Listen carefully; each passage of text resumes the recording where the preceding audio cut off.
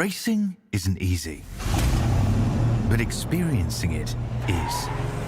iRacing puts you in the driver's seat with the industry's leading sim racing game. Drive on laser scan replicas of the greatest racing circuits from around the world. Go head-to-head against other drivers chosen by skill-based matchmaking to ensure competitive racing at every level. Compete across all your favorite series. In officially licensed cars, engineered to deliver the most accurate driving experience possible.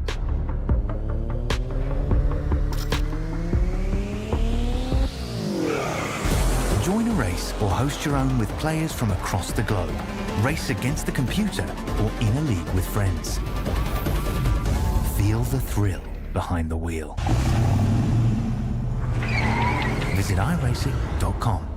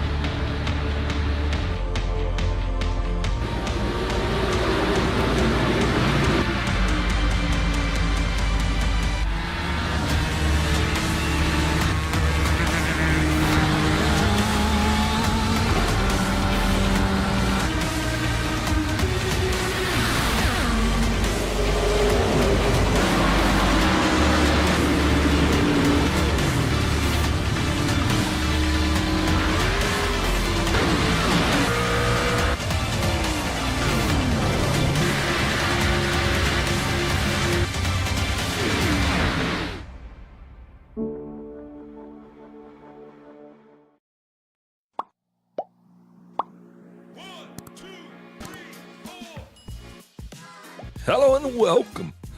If you're new, welcome back. If you're not, this is Big Al, and we are now at Martinsville, Virginia, the shortest track on the circus. Going to be bringing it to you all here live, play-by-play tonight.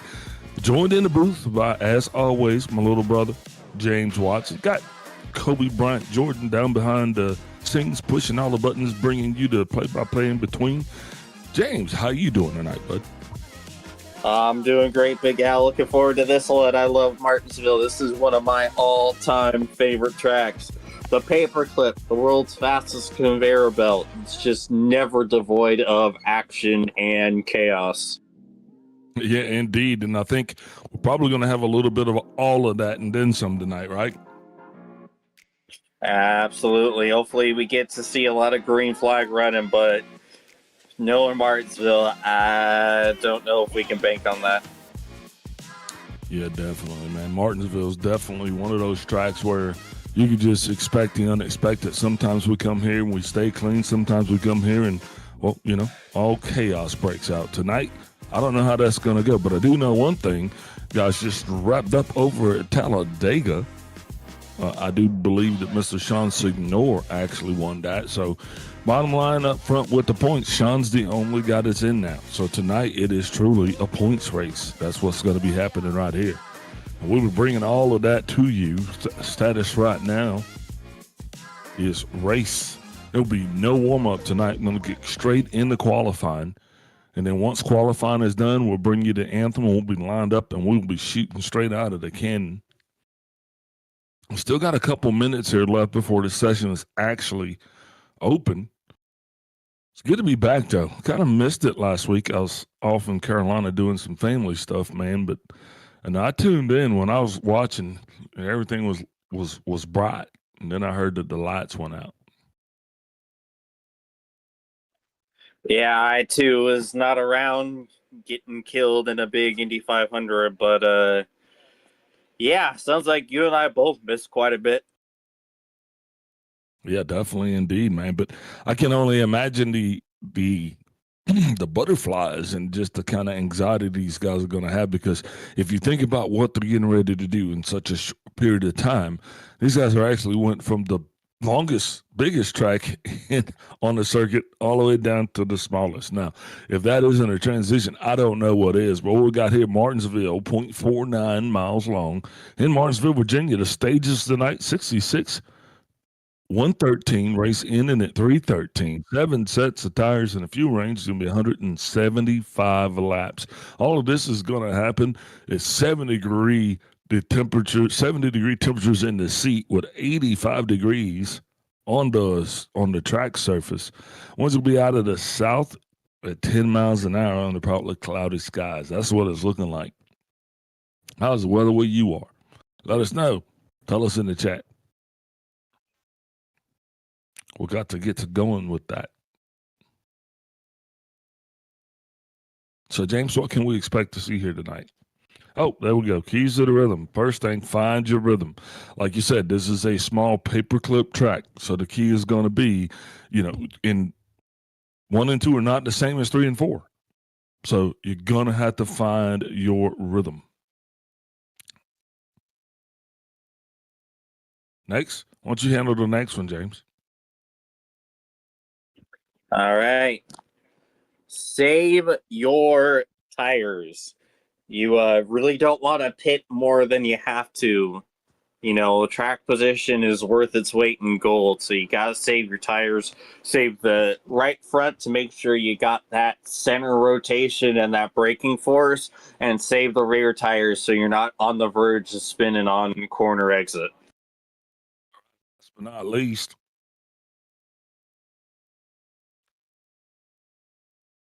that's it. All right, 2. Only 2. Oh, there it is. Control short track tempers. That's right. So, yeah. All right. So there is a third one. Control your short track tempers. And mine just went up there a little bit as I was looking kind of angrily at my producer for leaving me out there on that last one. But yeah, it's going to be a little hot around the collar. There are playoff implications on the line, so expect it to go down tonight, because some of these guys know that if they don't win this thing tonight, it could possibly be their last chance in it to win it. So those are the keys to the race.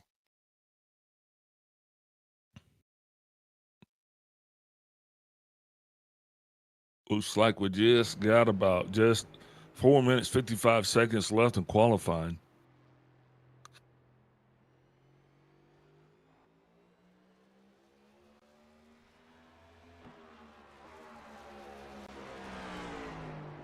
Anything in particular you looking for tonight, James? I'm looking to see who can get through the center of the corner the better. To me, if I'm given a car that can rotate the center and allow me to get on the throttle easier, that's where it really makes a difference. Obviously, it's some serious Captain Obvious. Yeah, of course, you want a car to turn in the center, but it's more significant here than in most because of how short these corners really are and how long the straightaways are. Yeah, indeed, tight, short corners and a rather long straightaway just makes this place even more exciting and awkward at the same time. It's like a miniature Darlington, huh? I don't know if I'd call it that, but Well, I did. What are you going to call it? I don't know. That's the thing about Martinsville is you can't really compare it to any other track. You know, there's nothing really like Martinsville out there. That's what makes it special. Indeed. Nothing quite like it. We're watching the times come across the board right now. Vincent Crow with the fastest time on top of the board. Sean Signora, you see, he has posted up his second. Jay Haney third. Mark Sanchez coming across with a 19.172. And fourth, Kendall LeVron. Good to see Kendall back on the scene tonight. He's got a solid 19.181. Bacon's here. Kenny's here. Shane Parrish back again. Randy Drumhiller. Greg David. Guess who you picking to win this thing tonight? I'm going to go ahead and pick Sean to get himself another win. So you got your money on Mr. Signore. All right. What about yourself there, Kangaroo Boy? Who have we got here? Let's have a look. I think I'm going to go with the B-Man, Bacon Zelenka. That's who my choice is going to be this week. I think he'll do all right if he can keep his nose clean. How about you, BR? Shane. Shane? I'll take Sugar Shane Parrish. Yeah. Bring him on in. Hopefully these guys will actually be able to kind of keep their cars, unmangled in this thing all the way to the end of it. That itself is going to be the challenge. So there you go. There's our picks for tonight. Who are your picks? As we are still getting ready to bring this thing in. As a matter of fact, we're going to take a step away, get our national anthem. We'll be right back with the coverage of tonight's race.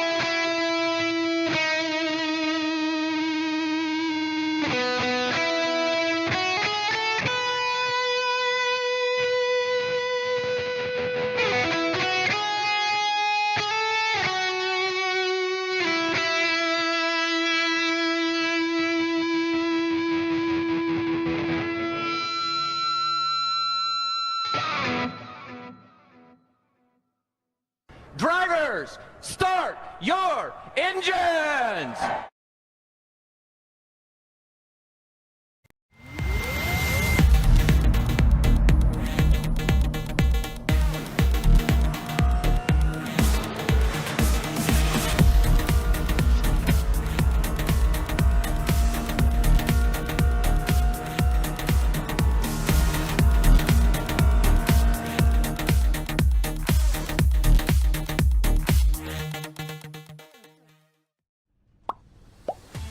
And we are back. Remember to like, subscribe, and ring that bell. Back to Martinsville. Gonna run through the lineup for you real quick like. Starting position 1 on your pole is going to be none other than Vincent Crow. He's going to have his man and tow partner beside him, Sean Signore.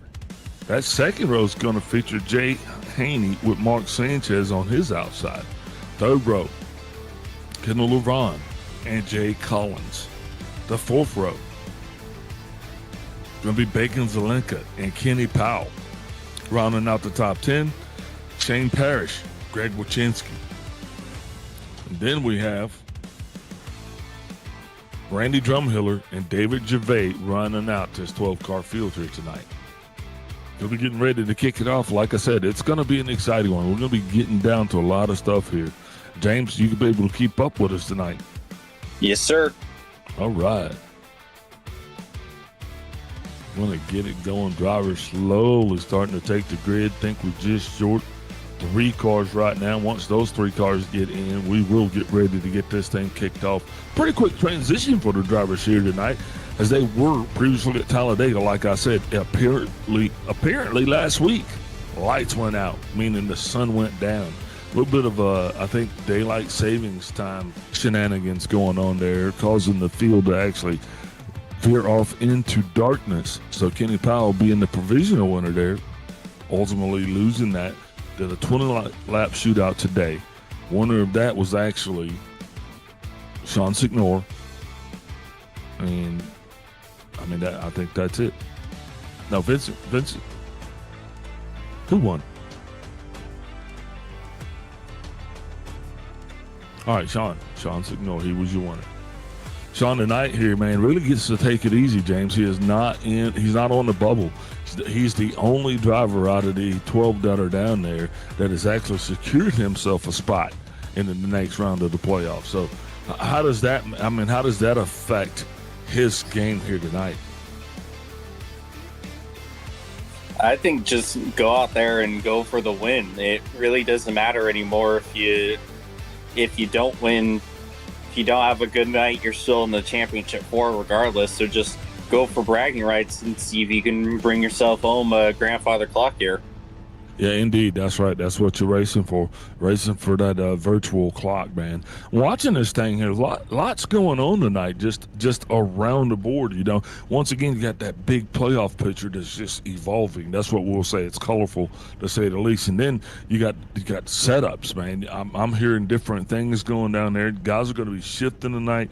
Some guys are starting off in first gear. I've heard that there's even different ratios that are being utilized through the different sets. So just, there's a myriad of things here that are going to be coming our way that we're just going to have to juggle through and see what happens. Yeah, it's definitely interesting the things you can do gear ratio-wise here at Martinsville. It's just kind of personal preference and just how you want the car to run and rotate and things of that nature. Yeah, indeed. And rotating, you mean just turning through the corners? Yes, sir. Yeah, that's going to be a key. You're going to see that tonight. You'll be able to tell, because if guys do have that wobble, it's going to be coming off of turn 4. That's where you generally see it here. I'm going to be watching for it. Martinsville, not a bad little track once you if you get your rhythm right. All right, pace car should be taking off momentarily. Drivers completing their pre-race briefing.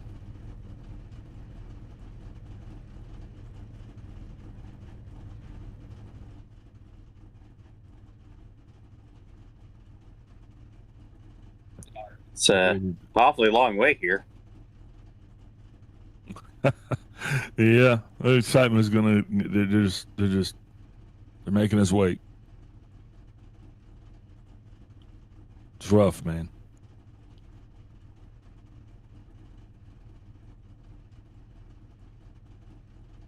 Yeah, good to see Shane back. I know he actually had a woo-woo. So hopefully he'll be able to tough through that tonight here and get himself a win. That's what we're going for. Yeah, it's been kind of a rough last few races for Paris since he's came back. You know, he was battling hard with Vincent for the win at Vegas until they came together towards the end. So hopefully the luck gets a little better for him this time. Yeah, that's why they call it luck. You know, it's not in your hands. Really nothing you can do. You just kind of just hope for luck. I like it. I prefer it when I just come and we're just dominant. We got a fast car. We know the track, and we're just, beating the tires off of everybody. That's what I prefer to happen.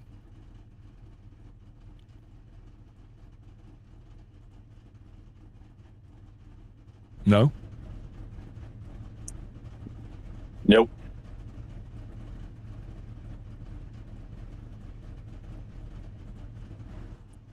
So wonderful weather we're having. Yeah, absolutely. I understand. Just bear with us, folks. We'll be getting this thing underway here momentarily. I have a very, very good suspicion. Gearboxes are engaging. Drivers are, there we go. We're starting to move off. Watching Vincent Crow, he's engaged. Field's under its way right now. And these cars are not electric. You can feel the rumble. Yeah, people are starting to put their plugs in. Some folks got their fingers stuck in their ears. But yeah, it did get real loud here real quick, didn't it? It sure did. All right, one to go. Lights off on the pace car. Getting ready to kick this thing off. Well, we will be rocketed rolling for 313 laps through 3 stages. Stage 1 is going to come done at lap 66. Pace cars off and away. Nope, not this time. One more time, going around again. I had to one to green ago.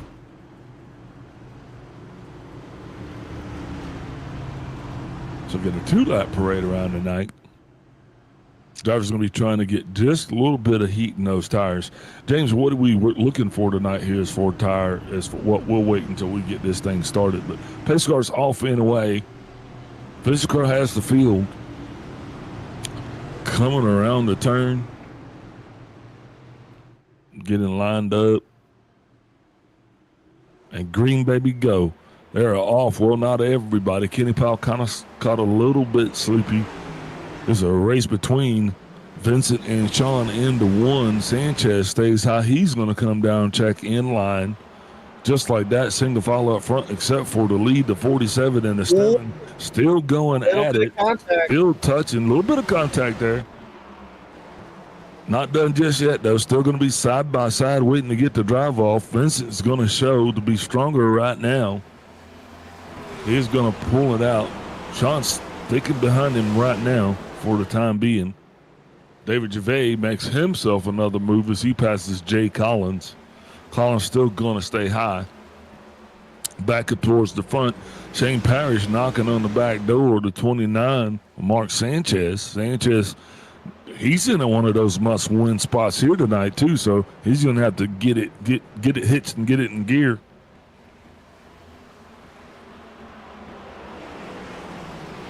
Already a lot of separation here between the front runners. Yeah, definitely. I mean, Vincent has this track pretty much dialed in, you can tell, and quite a different line between those main and tail cars as opposed to Jay Haney. Jay running a little bit high on the outside, but right now, these guys nice and tight going around the corner. Ooh, got a little bit of contact with the wall there. Oh, Sanchez slides. Bro, he takes out Jay Haney as well. Still working the 245. That's also going to collect the 5. Just a litany of cars involved in that one. We're going to be unpacking this one for just a little while. The first caution of the night involving at least 5 cars. Let's see what took place here. It started with contact from our leader. And maybe we'll go back just a little bit farther.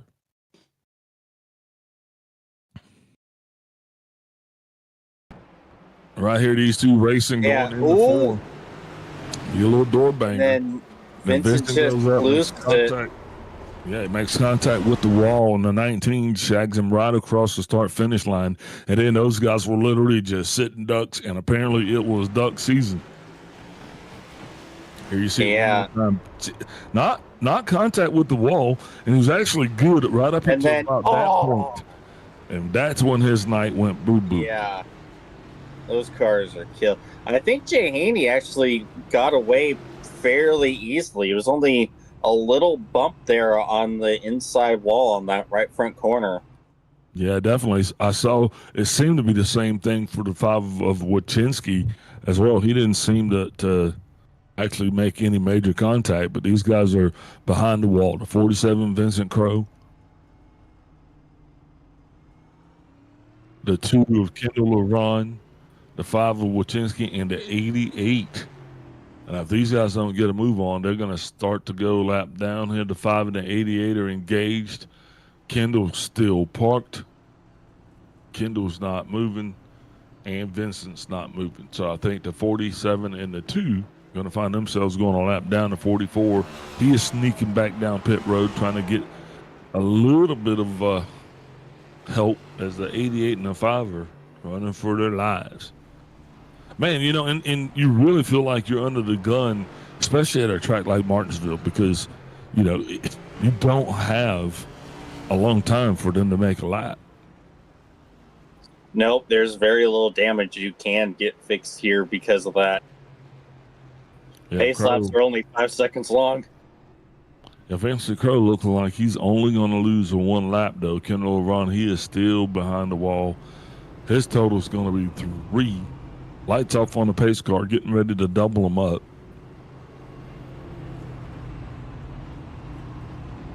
We'll be taking this thing back to green. Ooh, are they opting for a single file restart?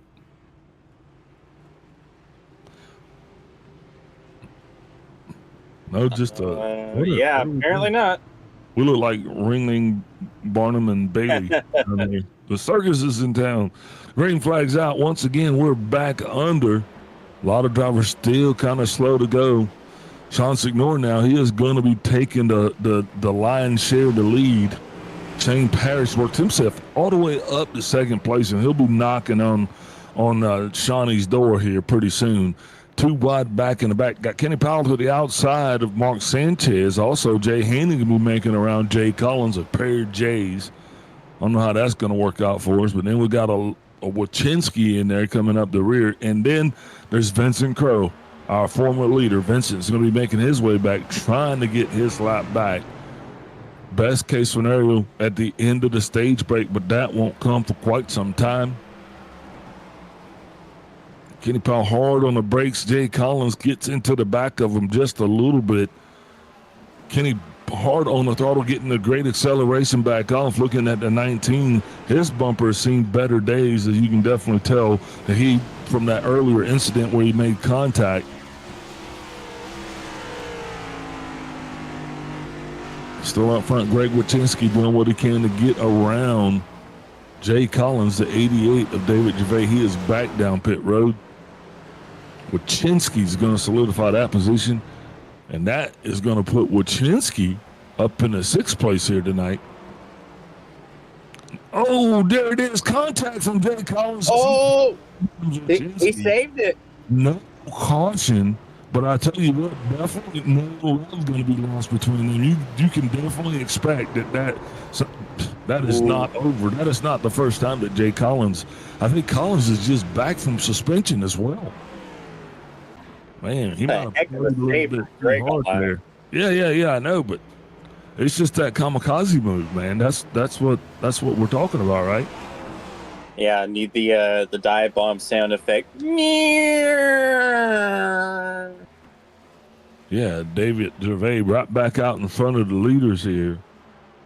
And Sean Signor has really got his hands full as he is dragging the 66. And that 66 car is not going to be denied, as I imagine he will be starting to tout himself out here and go for the lead probably within the next 10 laps. You can definitely tell he is setting it up. Now, how much of a factor David Gervais is going to be on that, that's what we're wondering.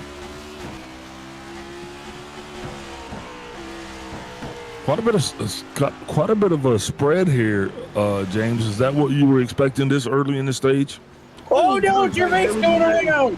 He was almost a factor there for the leaders, but instead I think he just put that thing in the wall himself. That self-inflicted gunshot's definitely going to hurt a little bit. Kenny Powell now, he goes up, washes high. Jay Haney comes by him. That's going to put Haney in the top 4 spot.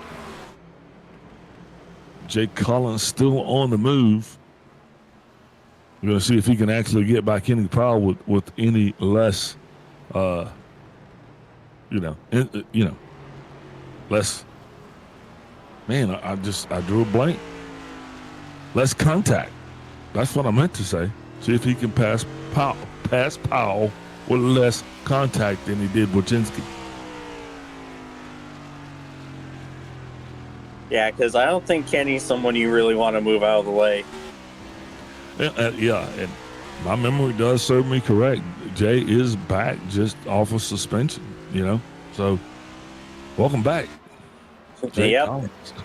And that is also something I don't have any prior experience of before, moving Kenny out of the way. Nope, no siree, never happened. No video. I have no idea what you're talking about. You certainly not. Leader here, as Shane Parrish has just politely moved the 7 car out of his way. Now Shane's going to be out here trying to do what Shane does best, and that's put on a clinic. We'll be watching him. Like I said, it's been a while since we got to see him perform. We'll see how well he runs tonight here, and if Sean can actually keep him somewhat close. And also another storyline, just what's happening to Vincent. Was Vincent car, is his car going to be okay? As he is far to the back, the tail end, a couple laps down. So I mean, considering that he had 2 cars plow into him at almost full speed, I don't think that 47 is running at 100%. Yeah, hopefully he can keep that thing and keep the damage at a minimum right now and not actually incur any more and just make it to that stage, man. Because that's the best thing that he could hope for right now. But unfortunately, that stage isn't going to come for another, 40 laps or so. So now, with Vincent having issues, Bacon down a whole bunch of laps, that's some, dare I go full Rick Allen, major championship implications. Oh, Caution's out again on the racetrack. Don't see anything as of right now that would have caused it, but it is out, and that is not the stage. You're going to have to unpack this one to see exactly what took place. Hey, guess what? But it couldn't have come at a better time, the 44 getting his lap back, at least one of them.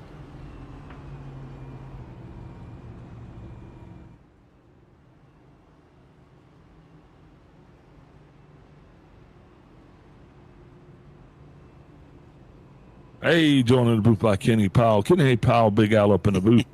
Hey, Big Al. What happened? Well, I just didn't get as much time in the seat this week as I had hoped, and my brakes just aren't feeling right. So I gotta do a little work on them things. Okay, so you brought the caution out? Yeah, wasn't my spin? Yeah, spun. Okay. Kenny spun. That's what we were wondering, because it actually, you must have righted yourself so fast that we didn't actually see it. But here it is. We're watching it on the replay now. Yeah, we're gonna let everybody see it. Oh yeah, that's bad. Oh yeah. Yeah, and I got some damage from that first caution as well. So, I'll come in here and get some damage done. All right, boss man. Well, good luck to you there. We'll definitely be talking to you here a little bit later. Tempo. All right. All right. There it is. You heard it directly from Kenny Powell. As it wasn't a complete spin. He didn't get a pirouette in.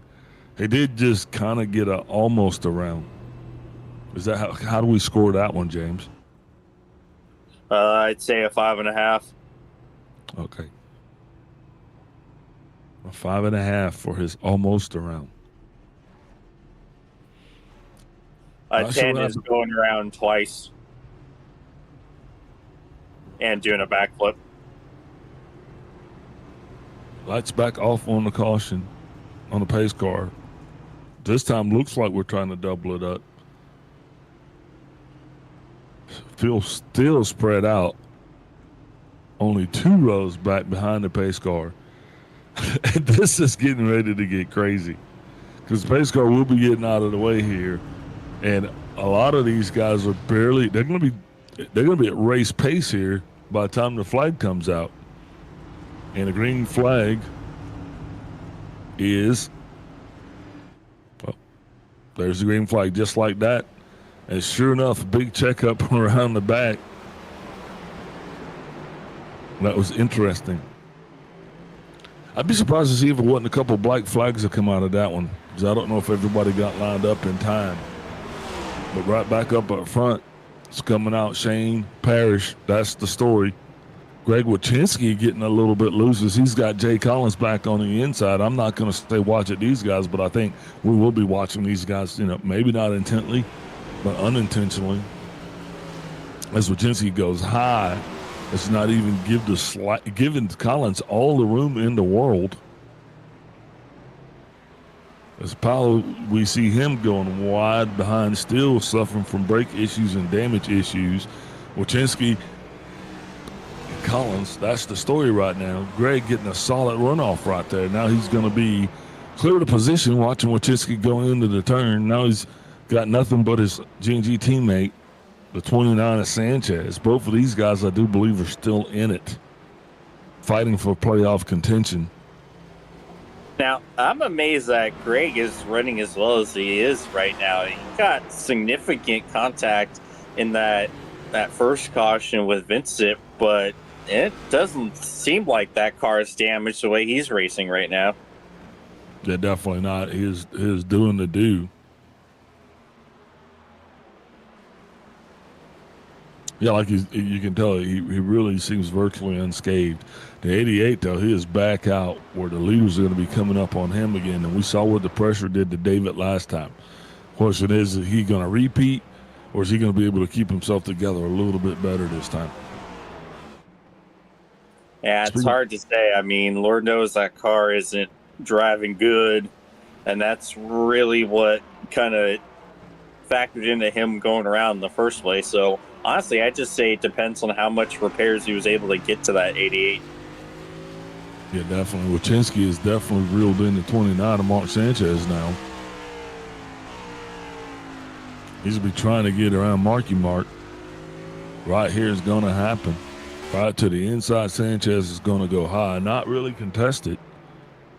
Jay Collins, now he's going to try to do the same thing. Sanchez reels it back in just a little bit. Think he's going to fight for that position. Oh, and Jay Collins awfully close to the back of the 29.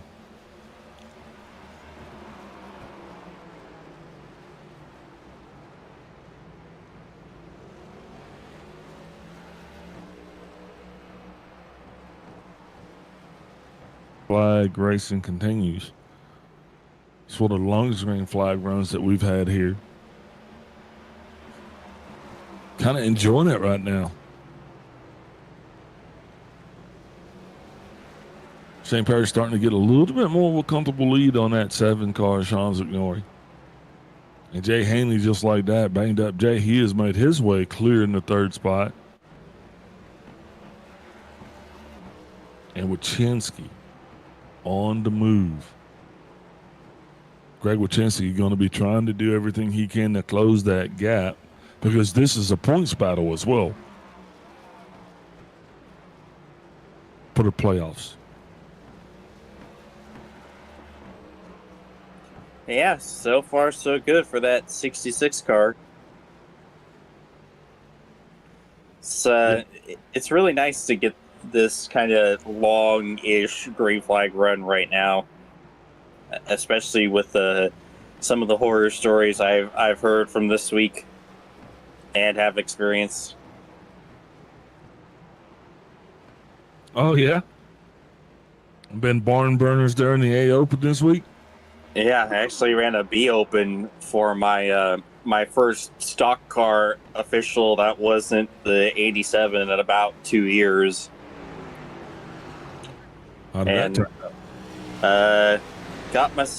I started 16th and got myself a nice little P5 from in a race that had about 16 cautions, I think.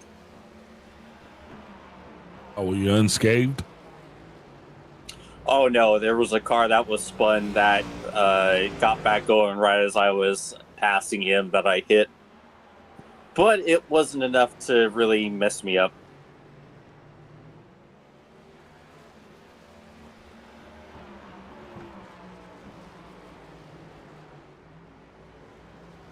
All right, running. That's the story. That's the tale. We are still running. Now, look at Shane Parrish slowly coming up to the back end of the 44 car, Randy Drumhiller. Randy's going to be fighting to keep the lap that he just got back. Not going to be as the leader goes right by him on the inside. That's going to put Randy right back up at the top and secure him another lucky dog. And that's not helping Vincent out any. Vincent was actually able to get moved up quite a bit there. Now he is no longer in danger. He does not have the leader nipping at his heels. Still got a little distance there between himself and David Gervais before that becomes an issue.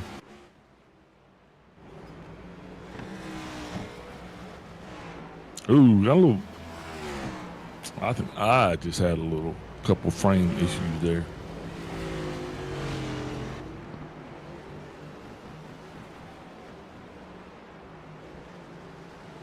Yeah, Shane Parrish is starting to get a little bit more comfortable as we run around this thing. Yeah, he's really starting to gap Sean right now. Yeah, that 15 laps here left in the stage, I don't think those are going to come quite fast enough for these gentlemen. Because they're definitely going to have to go back in there and make some major adjustments. I think you're going to see a lot of cars getting work done on them and around them here once this stage is over. I think a lot of guys are just trying to make it to the end of the stage right now at this point. I mean, we got a pretty beat up little field here if you think about it. Like, Shane hadn't made any contact with anybody. Sean didn't make any contact, but I think that's where it stops. I believe every car after them on the race surface has been in contact with something. Obligatory. It's just short track racing. Yeah, there you go. It is. It's just short track race. Keep getting those panels beat up. Shane Parrish starting to feel himself. Vincent Crowe. Vincent's quite a bit off pace right now. And I don't think he's actually going to be able to keep from losing another lap here before this stage is over.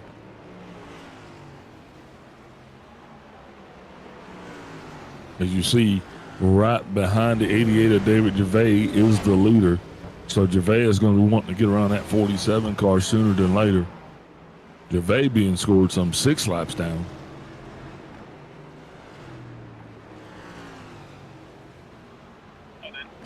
Yeah, oh man, look at the front of that 47.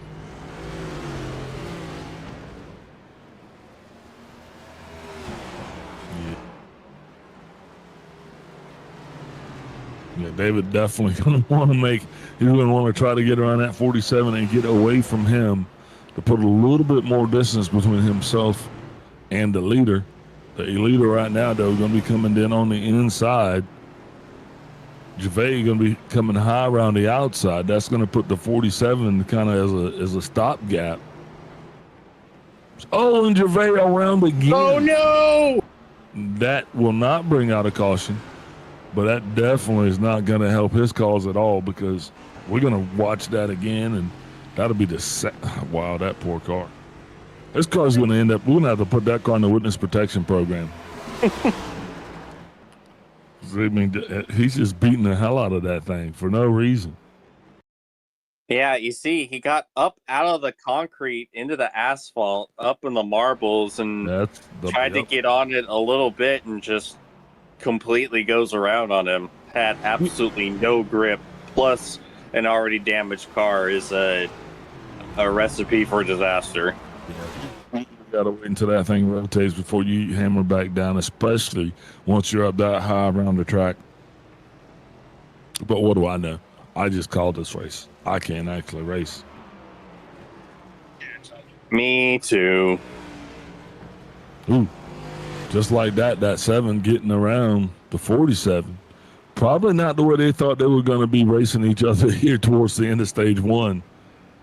But that's ultimately what it's come down to is we got just 4 laps left here in this stage before we put this one in the books. I believe little Martinsville is taking another heart as the 88 is behind the wall. Yeah, I think that last hit was the killing blow for that 88.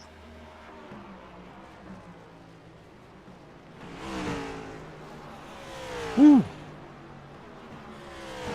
Yeah, Kenny probably not running as strong as he wanted to run here tonight, but he's still in it as well. Greg Wachinski having a solid points night, and here's the deal. Sean is still Sean's is in. So Wachinski's still doing pretty good if you think about it. The best thing that happened to him was probably Vincent taking himself out. Yeah, and to make that points race even that much closer. Yeah, and again, I already talked about it. That car was heavily involved in that first incident, and he's still up here despite that running forward. This is a incredibly clutch performance by Wachinski right now. Absolutely. He is doing it when it matters the most. Still waiting. There it is. Stage is over. Shane Parrish, stage one winner. Sean Signori second.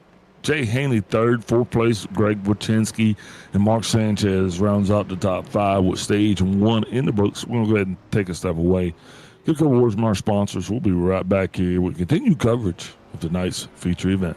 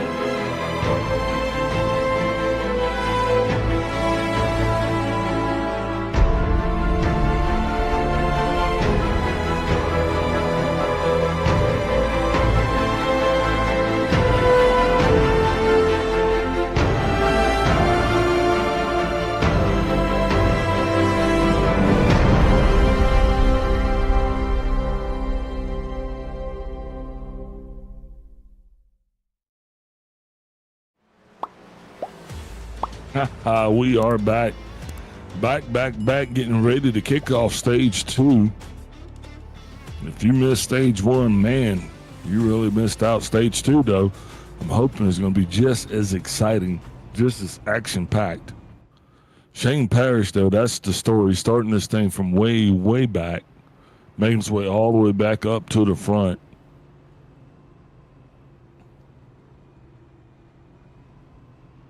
Lights off on the caution on the pace car. Man, the caution car. Lights off on the pace car. Get ready to kick this thing off.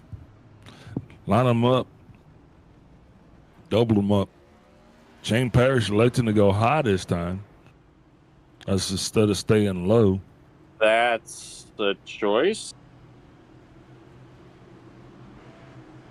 Jay Collins found himself moved all the way up to that third place spot. He's got to be feeling pretty good about himself right now. As they come around the inside one more time, waiting on that. There it is. Green flag's out. Shane Parrish wasting no time getting going. Jay Collins finding himself a spot as Kenny Powell's through, tries to get around the outside, trying to get around that 29 car, Mark Sanchez. These two going to be side by side here for a while. And I was talking to Mark and Kenny earlier, and I was asking them, at this point in the season, is it about, teammates, or is it about championships? What do you think they said? As Wachinski also slides into the mix. That's a G on G on G right there. trying to come up with a joke for that, but all I'm getting is to a Quagmire reference. What's Giggity. that? Giggity. Giggity. Yeah, and that's what they said. They said at this point in the season, it's not about it is about, the team versus the other teams, but internally, it's about who can make it to the championship. And they still had a quite scenario there. I know going into Talladega there, if the G&G cars were going to be ahead of the Sean and Vincent, that would have changed the playoff picture, a little bit. But man, look at Shane go.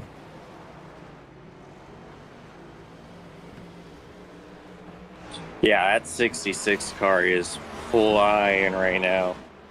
Yeah, definitely.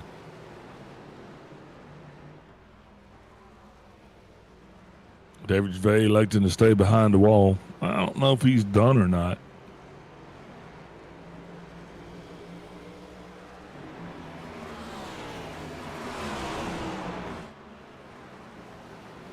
David Gervais, Big Al up in the booth. Here, hold 1 second. Kenny Powell high up into the wall is going to come back down. Going to keep it going the right way, but now we are joined by David Gervais. Dave, Big Al up in the booth, you got me. Yes, sir. Hey, man, tough night for you guys down there in that 88 car. Looked like you were doing figure eights, right? Yeah, it felt like it. Yes. So, I mean, to what do we attribute the handling woes that you guys experienced? Because 2 times out there in front of the leaders and you guys kind of banked it. Were you just too high on the track? Yeah, it just hit the asphalt. It just sent the car loose. Yeah, that sucks, man. Are you guys gonna be able to get back out there any tonight? Oh, yeah. You think? Oh, Okay. yeah, we're coming back out.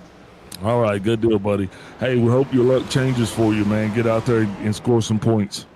All right, thank you, sir. All right, that was David Gervais, one of the G&G guys there. Had to just see what was going on with him as he tanked it twice so far tonight. Speaking of tanking it, Mark Sanchez way high up around the racetrack. That's going to put him way back in the order. Sanchez falling almost to the tail end of the lead lap. And that is not where you want to be when you have guys named Sean and Shane chasing you down. You want some cushion. You want to have a David, a Jay, and a Kenny in between you. You just don't want to be back there by yourself. You feel me? Yeah, that's a double S of fear. Normally, Yeah, you like sure. to see SS, especially if you're driving a Chevy, but seeing those 2 S's behind you will make you say another word that starts with S. Yeah, indeed, man. As we're watching Jay Haney, he was struggling a little bit earlier on, but, he is right now battling back up to Vincent Crowe. And would you believe it? Vincent is not only back on the lead lap, he's actually in the top 5. Speaking of that, he's going to be reeling in that 5 car. Wachinski wanting to get around him because Vincent understands, man, he has to go because there's still another stage and there's the ending of this thing. So you still have the opportunity to actually score and make points. It's not over until that rather voluptuous Y chromosome. I don't know what it is. The chick. Wait, are there chicks anymore? Yeah, I think we're calling them chicks again. We love chicks. Anyways, yeah, if there's ever really a track to get damage at, it's Martinsville. Aero does not matter here at all. As long as all the wheels are connected and you can drive, you're gonna be in contention in some way, shape, or form. Yeah, I'm watching right now. Jay Haney comes in hard. He is going to go down underneath the 47 of Vincent Crowe. Kenny Powell's going to be wanting to do the same. Vincent just didn't have what it took to keep it down to the inside, so he washes up. And once you wash up here, you'll see that it's really hard to get that car back underway when you're accelerating coming out of the turn. Now he's going to start to work on getting back in a better line, but you see Powell washes up that time, and what he gave, he just received. Pro now going to be trying to do everything he can just to get it back straight and you get a little bit of breathing room, because if it's a move begots a move begots a move, that gets a little tedious, man, especially when you're trying to find your rhythm. That attack at the right moment could literally just make you have a bad day. David Gervais back on the race surface. He is going to be back on the move, another force to be contended with. As Powell comes in hard yet again, is going to wash up high, and that's going to lose a position to his G&G teammate Mark Sanchez. Sanchez now down low. He's got to make it stick if he wants to make it happen. Powell's just having, like you said, he's having braking woes. And those are very evident, as you can just see. He's struggling to get that car to rotate coming around the corner. Yeah, that's like the third time I've seen him shoot up into the asphalt. Thankfully, he's been able to keep the rear under him. Hasn't gone around like David did when he got up to the asphalt. But, yeah, you can see the struggles the 24 car is dealing with. Yeah, indeed. Definitely not his track tonight. So maybe as this temperature starts to change and the sun kind of, heats the track up a little better, maybe these guys can find a little bit of what they're looking for. But right now it seems like they're just reaching and they're not coming up empty. Wojcinski back on the prowl, got to get around Jay Collins. Collins snugly in that third place position. Greg bringing Jay to the party to chase Jay.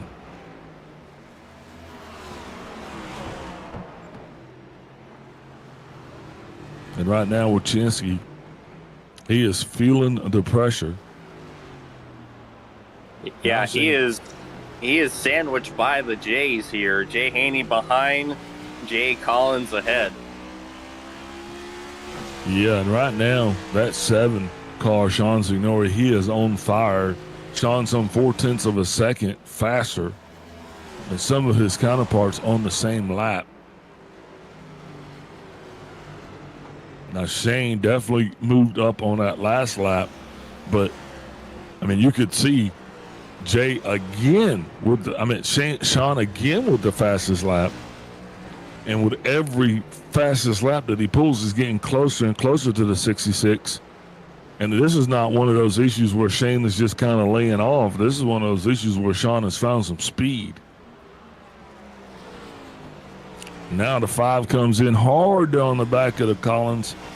The Collins are able to walk away. But these two now going hard at it. And, I can imagine Greg's probably going to be a little impatient because, Jay's not even in the playoffs. Yeah, so you might, although Greg gets by pretty easily.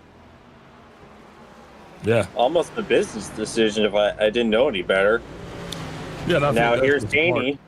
Yeah, I think that is a smart decision because just like I said, these guys, they have playoff implications. And if you're not on that roster, dang you if you wreck somebody that is, right? You'd be cursed. But Wojcinski got it done. Further back, the 47s battling with the 29 and the 24. All these guys here are in a very precarious situation because slowly on that relative, man, it's going to be the leader. Caution's out. Uh-oh. Man, this is different. Got to find out what happened there. Kenny Powell. Looks like Kenny Powell again. Can we see if that was Kenny?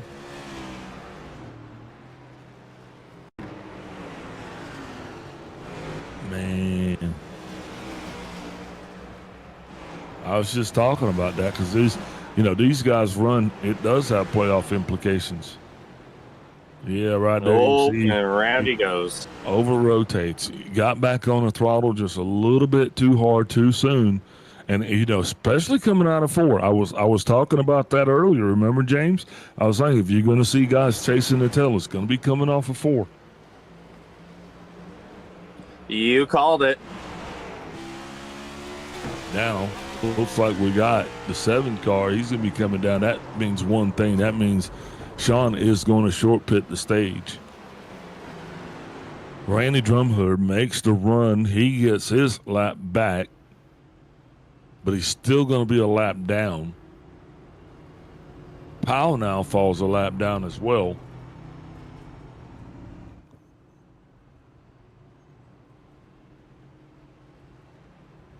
As you're watching, Vincent Crow also coming down pit road, trying to get some Vic Lovins.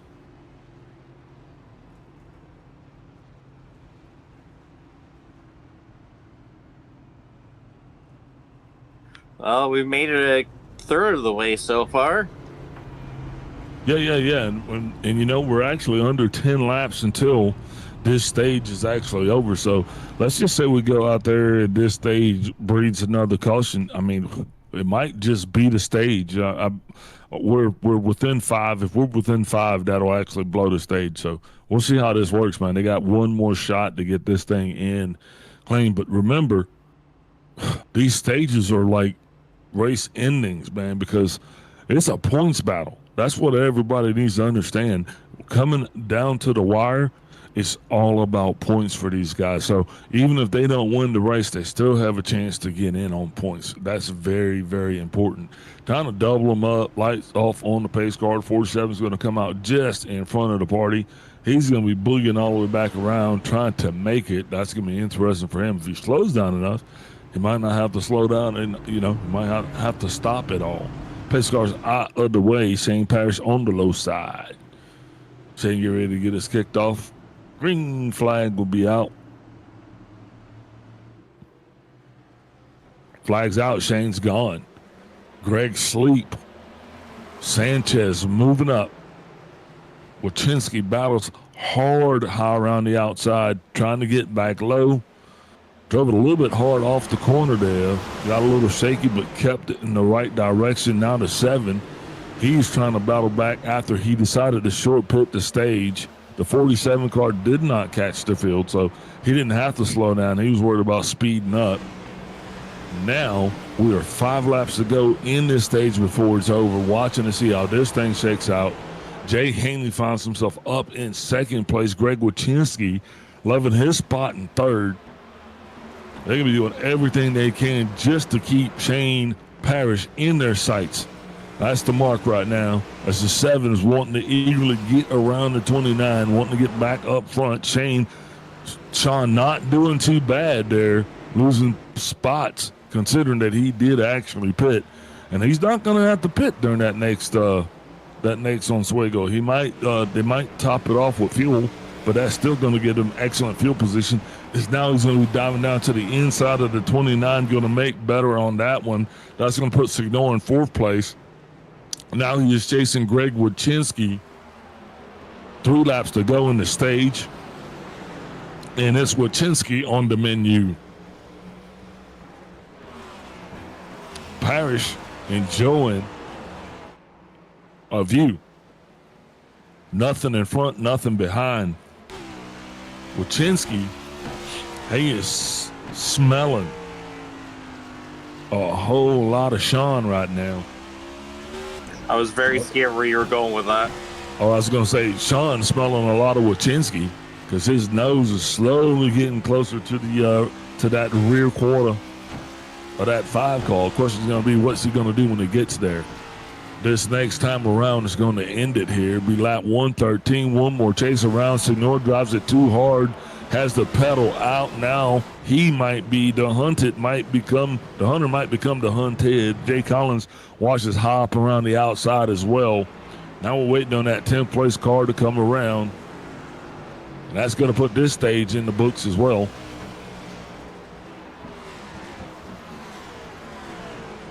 Fortunately, that guy's a lap down, so we have to get that. Well, no, this is the end of the stage. There it is. Flags out, man. And just like that, stage 2 is through. Shane Parrish, your main man, getting it done. Jay Haney coming in 2nd place. With Wachinski, Hope still alive in 3rd. Sean Signor, nothing to lose in 4th. And Mark, can I get a break? Sanchez rounds out the top 5. Hey, look, that stage is done, so we'll be right back. We'll continue coverage of the last and final stage. Stick around. We'll see you soon.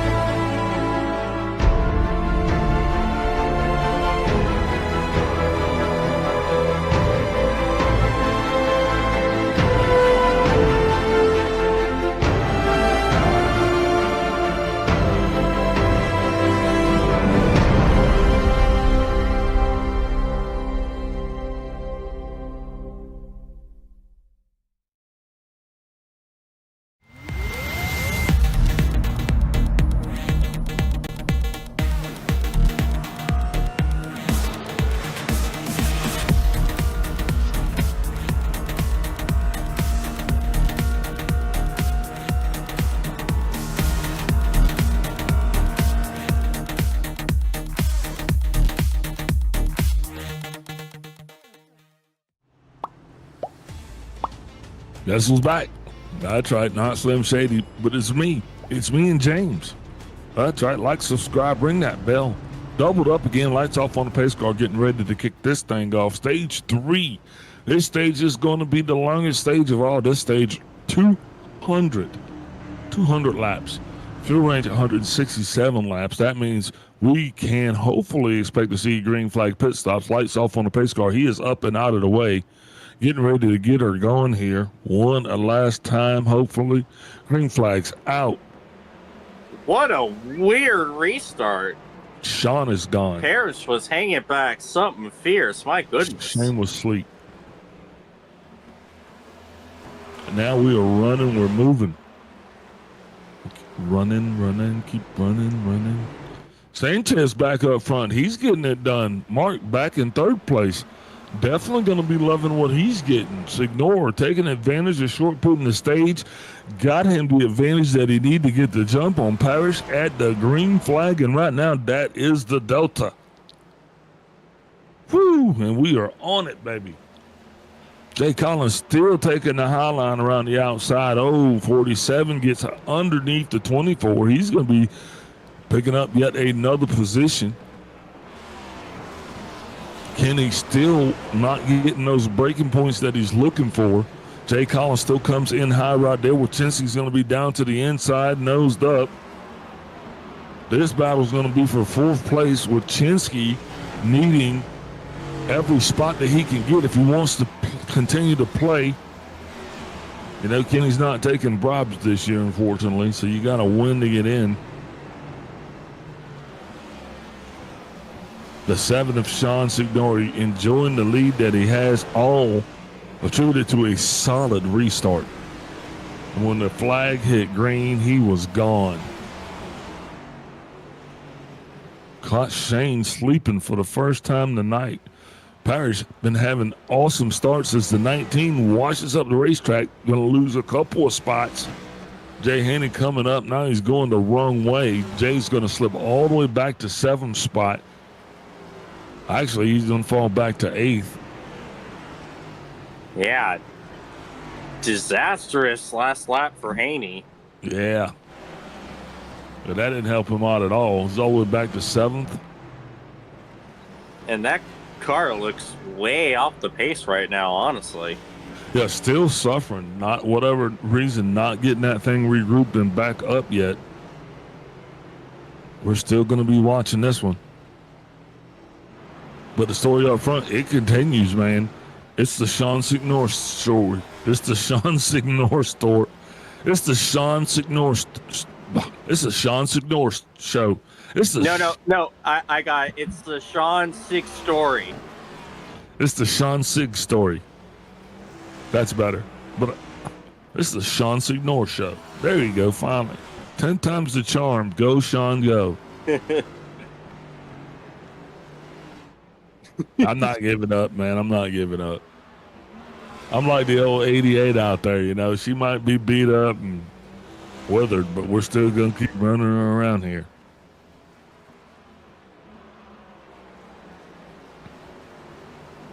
David definitely showing some artistic expression as he has really kind of redesigned his Chevrolet of late. Looks more like a golf ball.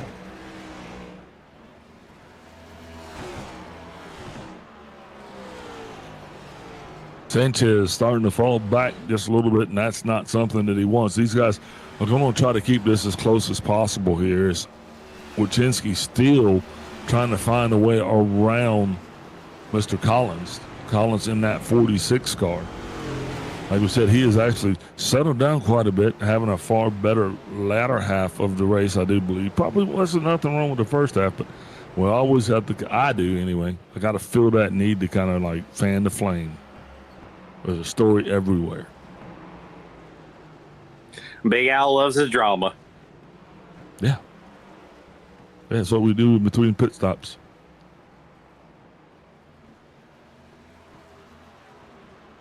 Vincent back out, really getting that main and tail car thunderous again. I mean, he was coming on just at the right time, actually able to keep the 5 car right in his sights now. But just as I said something, commentator, of course, he's coming down. Yeah. That can't be scheduled. No, that's shocking. Yeah. And green flag pit stops, guys. Yeah. Oh, 19J. Oh, no. Caution. Oh, my goodness. That's going to change everything. Oh. Keep running. Don't stop 47. You'll get your lap. You'll stay right there. Wow. Just when you thought all hope was lost, that 47 car continues around, keeps his lap. Man, come on. Talk about luck and timing right there. Watching the 99 just once again, the 19, just once again getting up there, losing those marbles a little bit too hard on the throttle, a little bit too soon. And the worst part is that Vincent can see it. He can look out the windshield and see Haney spinning and knowing it's going to kneecap his race even worse. Yeah, so whatever reason that he was coming in, I mean, that negated now, obviously. And that, because I was getting ready to say, man, a green flag pit stop that is out of sequence here, it's going to kill your night. It's going to, you shot your block. But now here he is right back to fight another day. Wow. That's the play of the race right there. Yeah, wow, indeed. Now, if he comes back and wins this thing as a result of that move, that's going to be badass.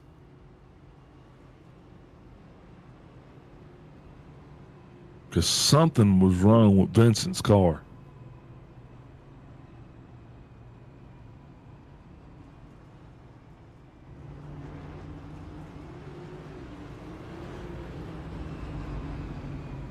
Now, let's see if Parrish can get a better restart this time around.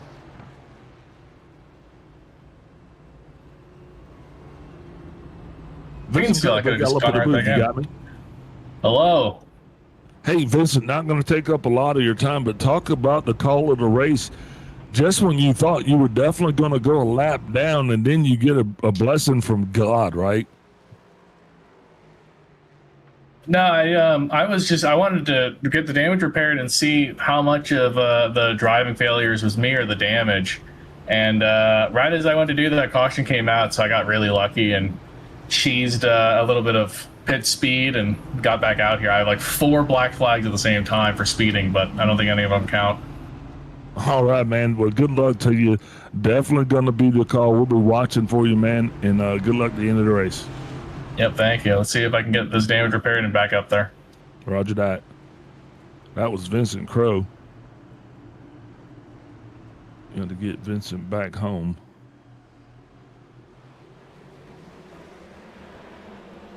Oh, and not a good restart from Parrish. Again.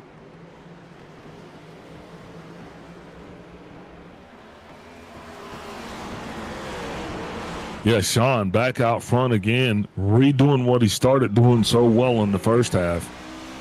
Just totally getting the solid restart, and that's been the difference. Once he got up on the line and he started handling the restarts, I mean, he is handling it like money. And Shane, you know, I thought he was the banker, but right now he's just he's a little broker. See what I did there? James, you're not giving me credit tonight, man. You're killing me. I'm slaying it over here, man. You're always slaying it, Big Al. All right. David Gervais, he's back. Oh, and he hits the back of the 47. Oh, no. He's going to go by himself. Oh. I'm going to start calling him the little ballerina because he is just doing pirouette after pirouette after pirouette. Just got that car fixed, and here he comes back again to smooth the outsides down. Caution comes out yet again. You know, and now Vincent can come back in and get more damage fixed. So by the time this thing's over, he's going to have a brand new car, right?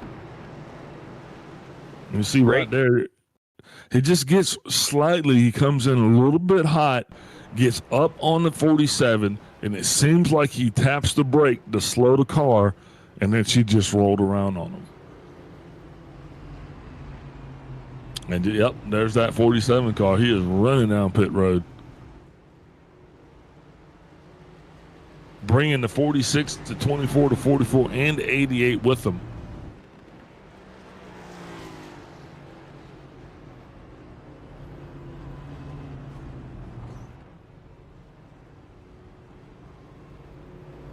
Kenny Powell's definitely got to be loving it as well.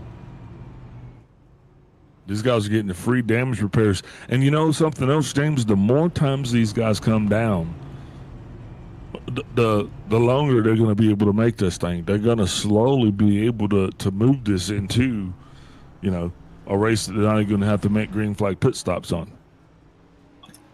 Yeah, and that's huge because, as everyone knows, green flag pit stops here at Martinsville, it's a death sentence. Yep.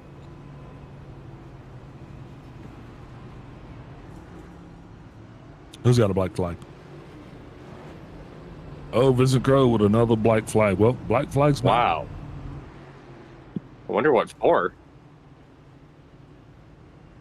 Yeah, he said he had 4. He turned that into 4-1. Maybe this is something that he can serve. But either way, it's going to cost him. So, black flag's a black flag.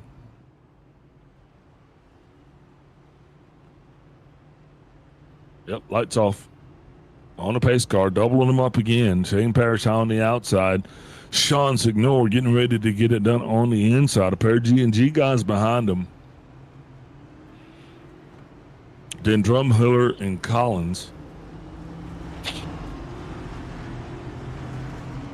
And then a couple of G&G guys behind them. That's the story tonight. That has pretty much been the way the race is being called. Here we go, though. Pace cars off and away. Parrish up on the wheels, locked in right now, determining he is not going to get left behind. The 7 car lagging back. Close the gap. You can't pass a leader to the line. You can't pass a leader to the line. Green, green, green. Is Shane going to get a black flag for that?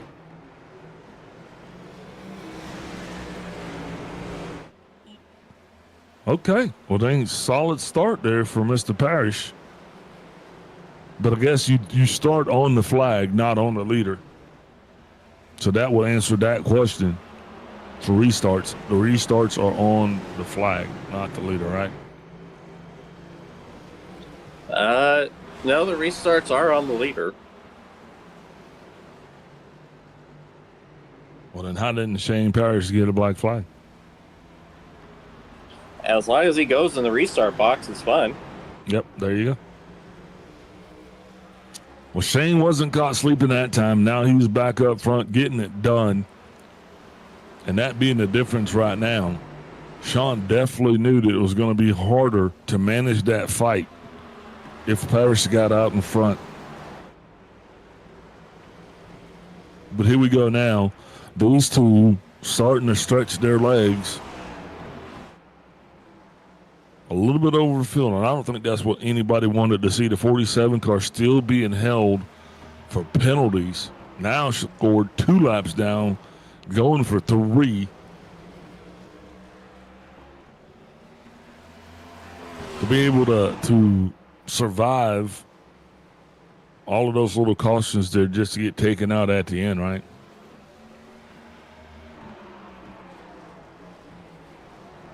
Yeah, that's unfortunate for Vincent.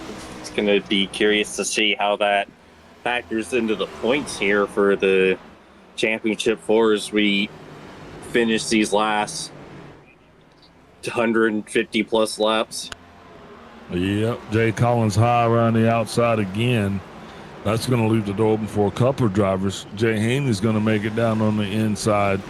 Also, Kenny Powell's going to be trying to get by. Powell now kind of stuck up behind the bumper. Now going to be driving down to the inside. Collins just not able to get that car to rotate. He is having all kinds of problems going into the turns. This car's pushing like a dump truck. Well, that can't be fun.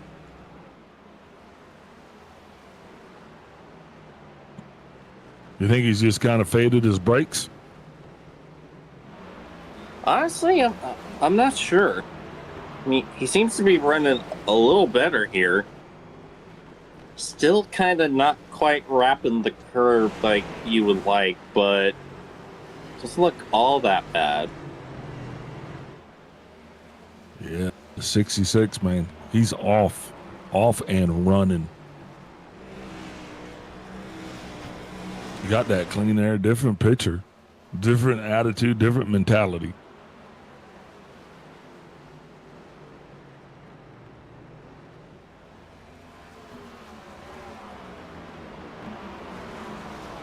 And I tell you, speaking of recovery drives, 19 running well right now.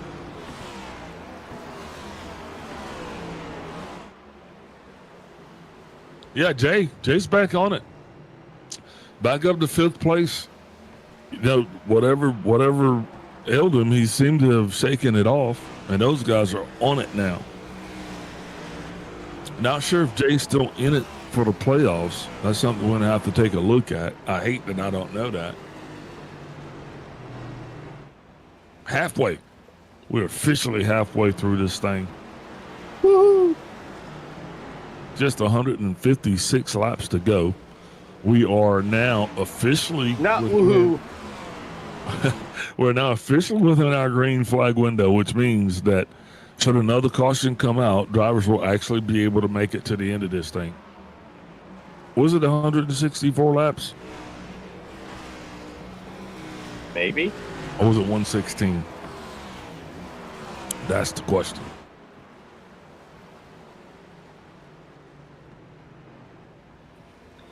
Yeah, I haven't run the 8 car, so I don't know. I think it's 164 laps. Getting it done, though. Greg Wachinski now having himself a time in a definitive 3rd place position. And, you know, that 3rd place position that Greg's in is equivalent to a 1st place position for the points, because the 2 guys in front of him don't matter. So think about it like that, right? Yeah. So that's still kind of a win. Now, if he could actually get a win-win, you know, then, yeah, that changes everything. But unfortunately for him, I think Shane is bound and determined to talk to me again tonight. So, you know, that's that. Yeah, just kind of monitoring some of the other cars out here. It's interesting to see Jake Collins falling down to 7th right now.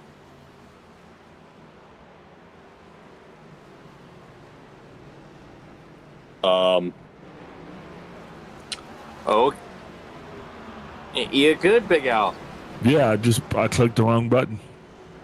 I ejected myself. That's awesome. That's always contact. Oh, contact! The 19 and the 88. Oh, the 19 gets it stopped. Caution's going to come out though, nonetheless. David Gervais not being able to catch a break, but he can dang sure catch a bumper. That one being delivered square by the 19 of Jay Haney right there in the turn. He got a little wobbly there. It felt like a heavyweight fight. And you knew right there, once he hit his knees, it was over. Ding, ding. Standing 8 count for the 88. Oh, and he gets tagged on the chin again on the way out just for GP. Man, he's going to be sore in the morning, virtually. Pace car back out. Everybody else down pit road, they know this time that right there, that was that little gift from God. Now everybody's going to be able to make it all the way around this thing. Watching the 88 car, he's going to be coming up, trying to get the wave around. Meanwhile, Vincent Crow has left. The Crow has flown the coop. What? No way. Man. Yep. With 147 laps to go, the 47 goes away. Not a bad effort for those guys, though. They fought back. They were back in it, but then one swing misstep, and just like that, behind the wall with a black flag. That's the call. That's what ends the night.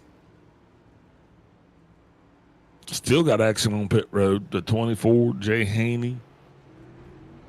These guys are going to be coming out ahead of the pit car. Now the 88 and the 44 come in. Race leader Sean Signori. Sean going to lead us again this time in that Geico restart zone.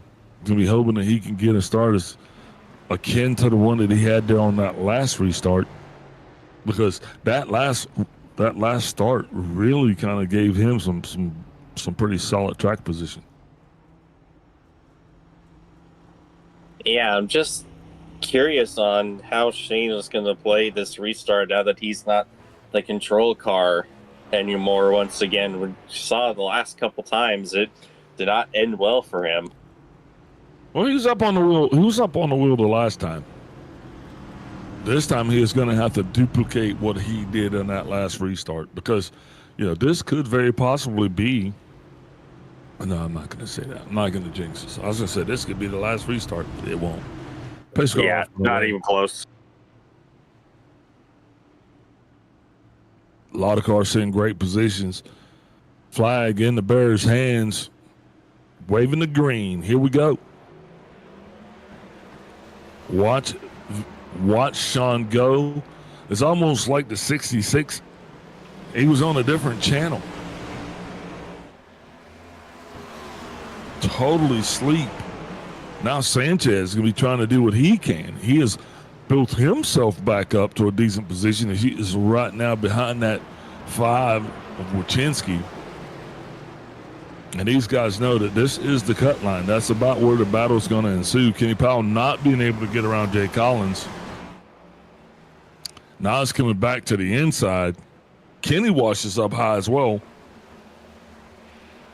These two side-by-side drag race down the back stretch here. They come into one.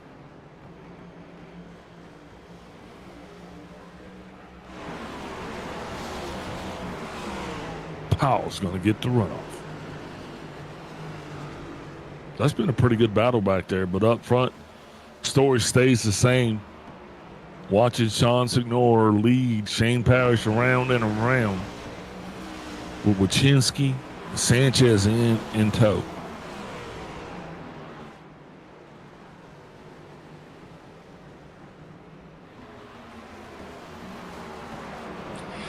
Glad to see Kenny's brakes were working a lot better for him there to get that pass done. Definitely looked like that 24 car is running a heck of a lot better now. Oh, Greg, big sideways.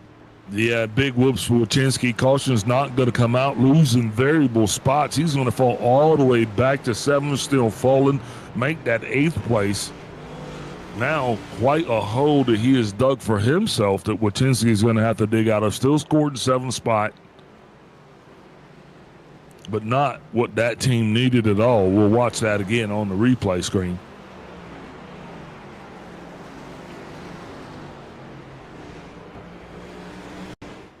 James, you got it? I'm having some technical difficulties. All right, you watch Wachinski come in right there, gets into the nape of the turn, accelerates too prematurely. Tail end goes around, keeps the nose abound. So, hey, in that regards, it was good to go. That was about the only positive that came out of that entire situation. Greg still lives to fight another day, but fight harder he is going to have to. Kenny Powell getting around him. Kenny lit up like a Christmas tree when he sees his G&G teammate take a knee like that, because that just boosts his chances of actually making it all the way to the end of this thing. Sean Signor still getting a solid run out. Powell up high, almost making contact with Collins. These two going to continue to duke it out. Wachinski now sits up in the catbird seat. He is perched and waiting. Going to try to get the same drive, the same runoff that Powell did. Collins hits the wall, comes back up just a little bit. Going to go high. Wachinski's coming low. Finally got that car to turn, rotate back where it is. He's back in the rhythm. Think he's going to be okay. Watching Greg still intently, because he has got a lot of ground to make up here, James, especially if he wants us to call his name next week. Yeah, it's in full recovery damage control mode for Gray right now. He's got to get these spots back. But he's still got time. He doesn't need to overdrive it or do anything risky and risk taking himself and others out here. Still a lot of speed in that 5. Yeah, the 88 around again, right in front of the leaders this time. Someone make it make sense. You know, his car is allergic to the leaders. That's what happens there, man. It's like a reverse magnet. As soon as they come up behind him, his car just goes whoop, whoop, whoop. Man, David, right there. Just getting into the throttle just a little bit too quick. Am I calling that right? I mean, you cannot. Not only do you have to, that egg is under there, but this is one of those tracks where you can't, the car has to rotate through the turns. If you start accelerating while it's rotating, it's going to continue to rotate. Yeah, and because of the independent rear suspension, this thing is so temperamental and all over the place. It kind of snaps and twitches on you in ways you can never really anticipate. Yeah, it's all about that rear spring weight, right? I don't know. I don't even know what I'm talking about. It sounds official, though. That's right. Don't trust me. Yeah, pretty much. So it just, you gotta just be so easy on it because you never know when it's gonna go. Yeah. It's just really strange, and I think that's why a lot of people have issues with this car and don't like it, because it's just so unpredictable. Yeah, absolutely. And we see these cars hook all the time, and I think it's going to continue to be that way until somebody either gets hurt or killed. You know, unfortunately, that's what it usually takes in order to create a change. Speaking of changes, though, just like that, a lot of people's fortunes change. Now, all back together again. Sean gets to run it one more time from the outside. Pace car's leading us around. We're going to be doubled up here. Light's going to be off. $1:30 to go. These drivers definitely tired, man. Just, you know, going from Talladega to Martinsville. Just a mental chore that is. And this short track racing, I mean, you're in the cage all night. No breaks, no days off. You know, you barely have enough time to get resituated coming down the backstretch because you got to set those corners up. Yeah, got the death grip of the wheel going. Pace car's gone. Sean's lined up. Shane's tensed up. Flag is gone, green flag, and so is Sean. Green flag gone, Sean's gone, Shane's sleep. Greg drag race around the outside, best way he's looked all night, had a shot right there, was actually looking at second place, couldn't close the deal. Shane Parrish drives off. Randy Drumhiller goes high. Randy holding up traffic. Kenny Powell washes up almost 3 wide, trying to get through the turn. Powell's going to have to come low. He just lost a bunch of valuable positions. Jay Collins now, he is looking back at the back end of the 29, and the 29's chasing the 5. That's the story. I mean, that's verbatim how it came out of the paper yesterday, today, and the day before that. Yes, it was. As you saw, Kenny was able to get back by Drumhiller. Made quick work of him, too, and now he's starting to run down Haney again. Yeah, he's got to get around the 88 as well, because David, there's a ticking time bomb out there, and he is not going to do himself any favors. He's got to make light work of these guys so he can catch the big guys. Now, the one thing he's got working out in his favor, he is hoping. I'm sorry. He's hoping that oh, Haney around. Out again. Jay Haney around one more time for the Gipper. Let's take another look at that one. Will it leave a mark? Will it leave a spark? Oh, that front end has seen so many better days. And Haney just drives it in. Watching it right here. He's starting to get under the back end of the 88. drives David into the wall. Wow. Yeah. That was intense. Well, actually, it was on tracks, but still. I see what I did there.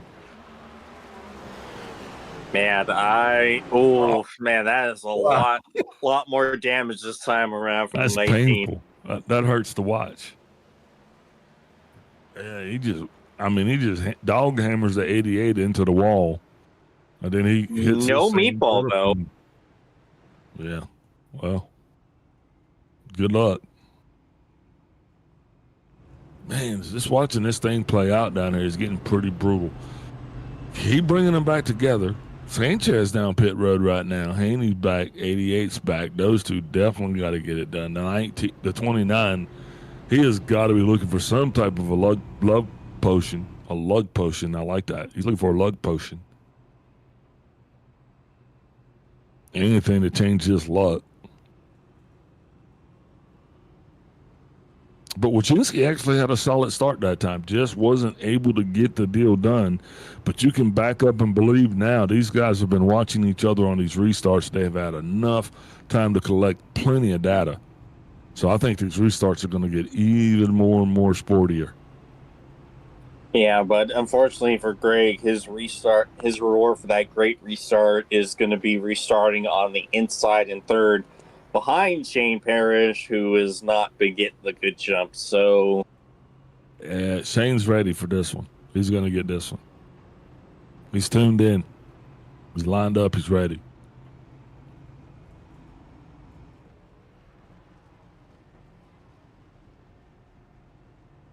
What do you think? I hope for his sake you're right. All right. Got him doubled up, lights off on the pace car. Getting ready to do what we do best. Well, it's not been what we've done best the last couple of times, but we're hoping we can do it better. Sean once again perched Powell back. Wachinski set.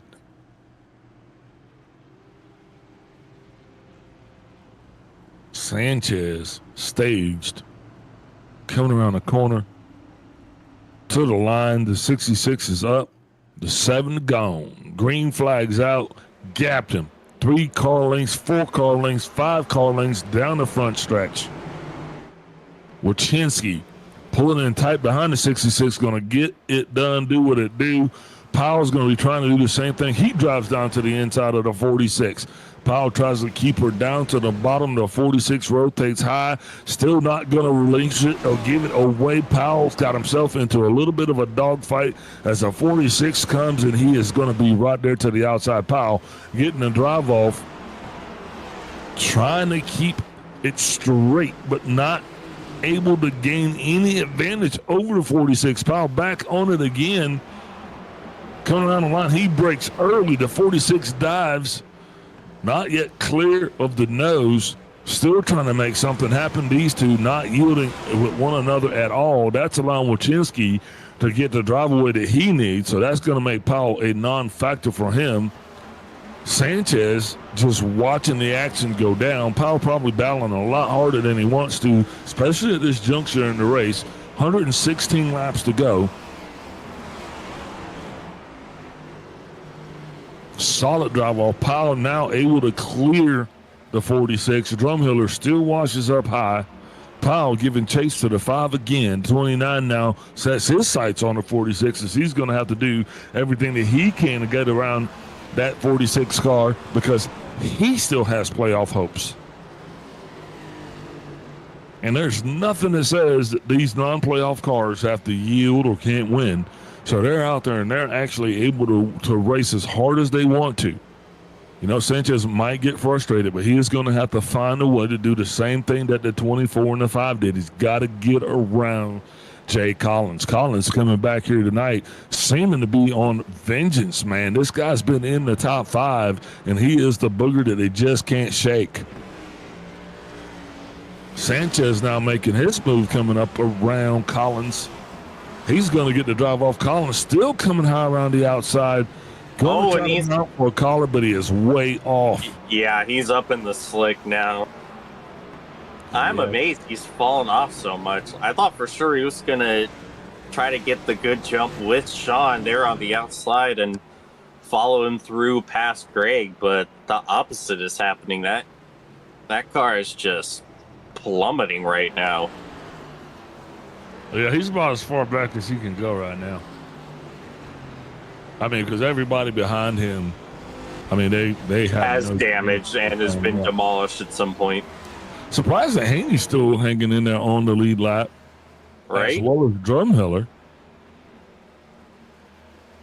Well, these guys, you know, they have been heavyweight fighters here tonight, to say the least, because it seems like every time one of these two guys is about out, either caution comes out or something that just spares their life again. So keep going, guys. Fight, fight, fight.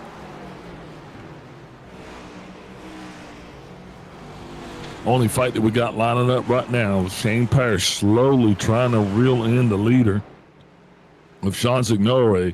Here we go. Tell. The 19 coming up on the 46. Jay Haney now, he's going to be trying to get the driver on the inside. Jay Collins goes high again, going to let Jay go low. So, yeah, that 46 car is not handling. It's not turning. It's not rotating.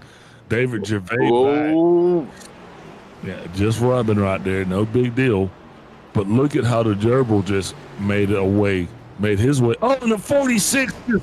Wow. Oh, man. What?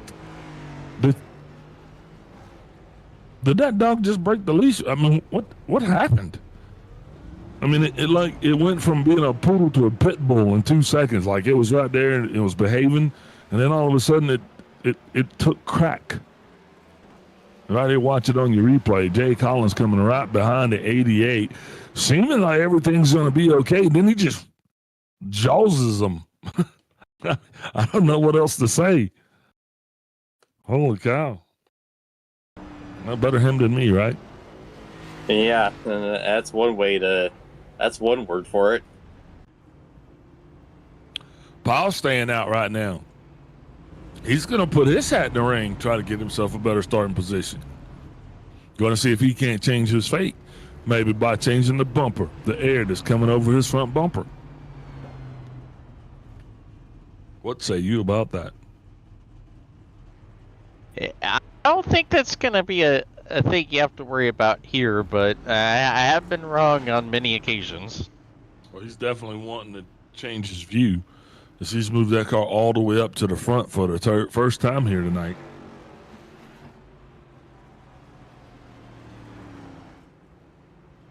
Yeah, Kenny. He's getting ready to do the thing. And Sanchez. Gervais will be falling to the rear. Here comes the 7 car.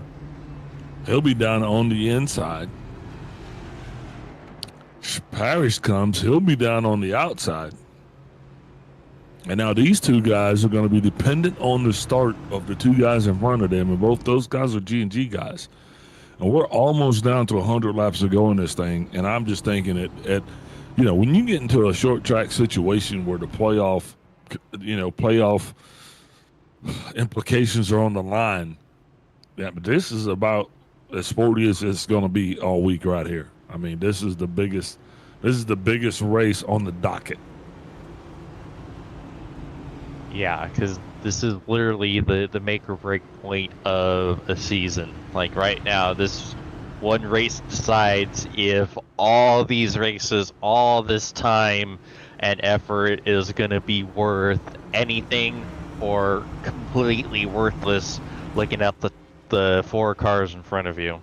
All right, pace cars off and away. Kenny Powell leading us through that very precious Yellowwood going into that Geico restart zone. Flagman up, flagman gone, green flags out. Powell's on it. Parrish down, Sanchez stop short. Parrish contact going into 1. Parrish now inside. Sanchez outside. Wachinski high, Wachinski low. Wachinski wide around the outside, leaving the door wide open for Parrish. Parrish now making a move around the 5 car. Kenny got to do everything he can to keep Sean at bay. Sean having nothing to gain, nothing to lose. Powell, everything on the line. He is literally trying to keep the cards that he has, because those are the keys to his house, to his car. His wife is attached to this, his kids. He loses this, he loses everything. Even the ISCA. I mean, even Big Al's threatening to walk out on this one. Other than that, there's nothing riding on it at all. Other than that, nothing to lose. Now, here comes Sean, definitely starting to get a little bit racy, but got to give kudos to Powell. Powell slides it up the hill, going to make contact. Caution is out. That's going to be the only thing that's going to save him. But I guarantee you, he just drove that one a little bit too hard in the paint. We're going to take a look at that again, of course. Yet another caution coming out. This one is going to put us on the flip side of 100, which means it's go time, baby. We're going to be bringing this one down to the wire. Short track racing for you. Watching Powell as he comes into the corner, giving her everything that he got. A little bit nervous there as you see the 7 car about to make a move, and right there he hits his braking point just the wrong way. It hooks on him, and the rest is history. You see, just slides straight up. Now, you know, how many sets of tires do we have left? We're asking questions like that now. Yeah, because we just flat spotted a set of Goodyears. And all of the effort that he made to put himself in that position, you know, now that drops on all the way back to 6th. Yeah. Excellent choice to stay out, him and Mark Sanchez both. And they battled, and they stayed up there as long as they could, man. You know, you gotta give her hell. Yeah, and you gotta try something. You know, as Larry Mack says, if you follow the leader, you're gonna follow the leader. Yep. And now Sanchez and Powell both coming down pit road. This is going to change their cycle.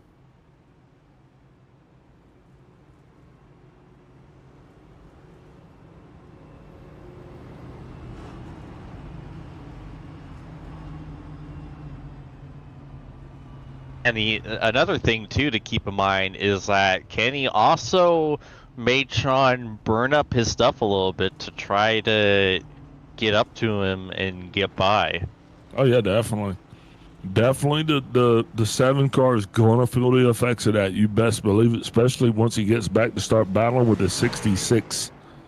The 29 and 24 taking their positions at the rear of the field, but that doesn't mean they're going to stay back there long, man. There's a whole lot of jelly in between them. So they can definitely make it work because it's peanut butter jelly time. Man, I'm just excited. I mean, this is going to shake itself out any kind of way. We don't know. We're going to see it happen, though. I'm going to call it. Y'all going to watch it. Then we're going to replay it, watch it again. I'm going to see if I can try to call it again the second time. Nah, that ain't going to work. Pace car's off and away. We're still not doubled up. Another one of these funky restarts. Those choose cone rule things. Sean high. He's ready to go. He's postured and posed. Coming up to the line. Waiting on that green flag. Flag's out. 7's gone. 66 gives chase. 4 cars to the corner. Gapped him. Parrish now comes down to the inside with Chinsky coming in. He is battling deep. Haney washes up high. Haney now having a nose for which way he is going. He has battled back to get back up front, but now 2 wide's going to cost the 44 to wash up. The 46 is going to follow. That's going to open the door to allow the 29 and the 24 to come around. Now those G&G guys are back up to 5th and 6th respectively. They're going to be trying to willow away. Collins hit himself in the head with the shovel. Now he is going to be back there trying to figure out what's going on. And Drumhiller and Gervais rounding out this lead lap field. Gervais being scored multiple laps down. And Drumhiller at the tail end of the lead. 7 car still getting it done. Shane Parrish in chase. Now once Sean has been getting these runoffs, these solid takeoffs on these restarts, the hardest thing has been for the 66 to actually catch him. The 7 had trouble catching the 24 as well. So it just seems that whoever is out front They're just getting a little bit of an advantage, and I don't know if you call that clean air. I don't know what it is, but there definitely is something to be said about the car that's in the lead of this thing here tonight. Absolutely. You don't necessarily have to worry about aero wash and dirty air in the same way you do on a mile and a half or even Bristol. But it's definitely still there. And plus, you know, being able to just focus on what's out in front of you, hitting your marks, not having to overdrive the car, trying to get by someone or look for a run is huge. You know, Martinsville is one of the ultimate rhythm tracks. Oh, we got Wojcicki. Oh, Snagged by the 29 car. That's his own teammate. That is not going to do either one of those two cars any good. I'm going to watch and see what happens here. Watching that 5 car intently as he comes down into the corner here. Here he is on the backstretch. He's bringing it down here. oh no, it's Haney. Oh, down into him. Oh, the Sky Shark. Haney's still having a hard time, making it harder on other drivers as well. Wojcicki, Greg, probably didn't need that, I'm going to guess. Probably not going to be too happy about it, but hey, he's quite the sport. But you see right there, Jay going around that corner, man, he was just drifting and along for the ride. Nothing that he could have done. He was really on the brakes. Sanchez bringing it down pit road. You still see no Wojcicki. Oh, Greg's down pit road already. Yeah, he's like a lap down already. Oh, he done 2 laps down. Oh, wow. I don't see him with a meatball, but it's still going to have a lot of damage repair. Looks like you put it on the hook, and when you do that, it's going to take a while just for it to get back around. So, whatever hopes that Wojcicki had of making this thing, of extending his playoff future, becomes bleak as he actually disconnects from the service. You could feel the defeat right there. I mean, I felt it run out of the air. I felt it leave. Just you know, wow. That's just a tough break, man. It almost feels like you got hit by a drunk driver too. You know what I mean? Because I mean, I love Jay, but Jay and Jay and David been kind of out of control most of the night. You know what I mean? Yeah, those cars have definitely seen better days. So yeah, now it's big because it's like, well, who takes out the final spots in the championship for? Like it seems like it's just a guessing game at who is going to take it. Like, not even entirely sure Vincent is. I'm 99% sure Vincent is because of all of his million playoff points, but we don't know for sure because of all of his struggles tonight. I mean, that's been the name of the game. This race, the name of this race has been Struggles Tonight.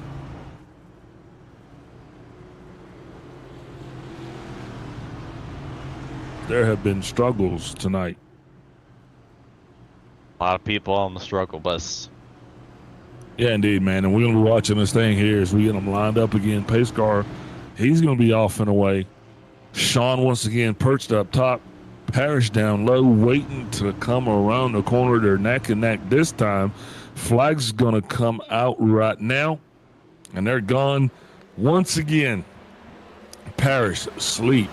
Sean gone. Powell pushes. Sean accelerates around the corner. Drag race one. Powell now, he was trying to get resituated. Remember, he was up front, lost his way, actually had to pit, and now he's all the way back up to third place again, which kind of makes him the first winner. So when Kenny thought he was having a hard time, now he actually is sitting pretty good looking in the point standings. So just how fast the turn, you know, just think, oh, and guess who's around again? I don't know. It could be, yeah. Haney. Wow. I can't even say anything about him now because Mama's gonna think I'm picking on him.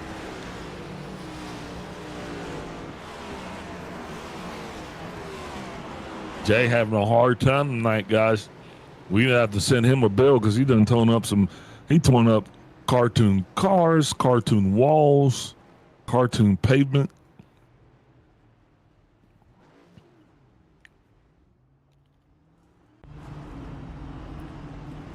Not good at all. Nope.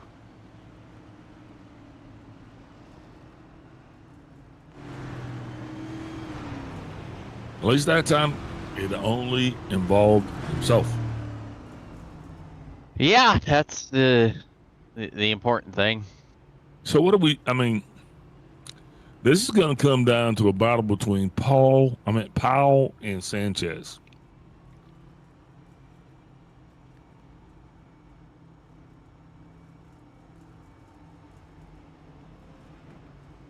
It's going to You be feel me? interesting since they're, like you said, they're teammates. So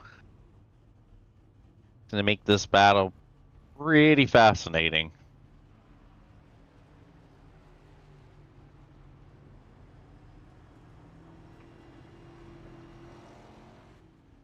Yep, time to line them up again. Getting ready to kick it off. Super stoked. Going to see if the 66 actually can catch a break this time. Every time we've flipped the coin so far, he has lost. He's going to be down on the bottom once again. Be waiting. He's going to be watching intently on that 7 car and the flag man.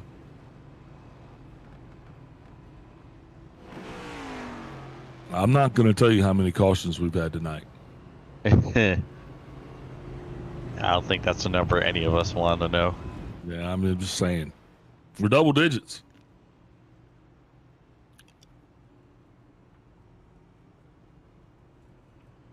What was that? Man, I can't see anything on that screen.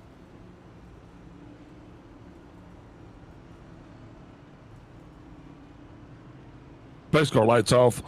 Stacking them up double again. This time, Sean Signor, as well as Shane Parrish, are going to be taking off on that front row. You're going to have Powell and Collins intently behind. And in that third row, that's where Drumhiller and Sanchez are.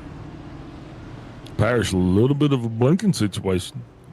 Going to have that resolved. Want to be able to see his shining face as soon as that flag comes green. They're at that line in that window. That flag's out. Sean gone. Parrish sleep. Powell third. Collins shifty. Sanchez moving. Sean accelerating, continuing his lead, building it out, getting the buffer. All of these cars starting to fall somewhat in a uniform pattern. I don't know if that's just them trying to get into their race formation, but they're going to have to do something because we can't keep throwing that flag to get through this thing. At some point, we're going to have to go back to racing. Nonsense. There's still plenty of time for cautions. Yeah, we're going to hold on to those for tomorrow. Collins now coming in strong under the back of that 24 car. Probably not the one thing that Powell wants to see. I think if he could just see clear skies, blue skies, and no traffic, right? That's what he wants to see because that's his path to the championship. Anybody anywhere around him and his championship picture is going to be a little cloudy. And Collins is doing just that. Collins here to muddy up the waters. Tucked right between the 29 and the 24. Standing right in between one guy's hopes and dreams and another guy's championship.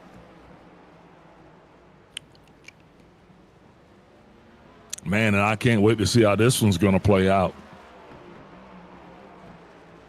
These guys are looking a little long in the tooth here. They've been at it for quite a while. And that's just a long time to sit in any seat, guys, especially the amount of determination and attention that these drivers are having to pay attention. Look, what did I just say? Look, I've been here too long. The amount of attention it takes to pay attention. Yeah, we're running on fumes right now. Get him.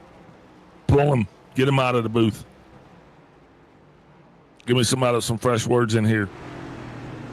Woo, Powell. Collins still banging it away.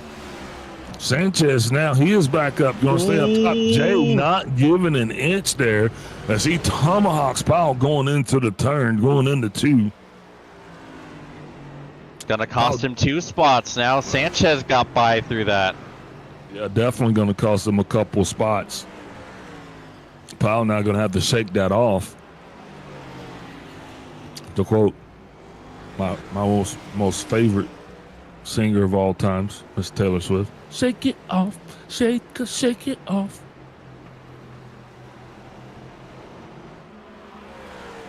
Yep, that happened. God bless Big Al karaoke.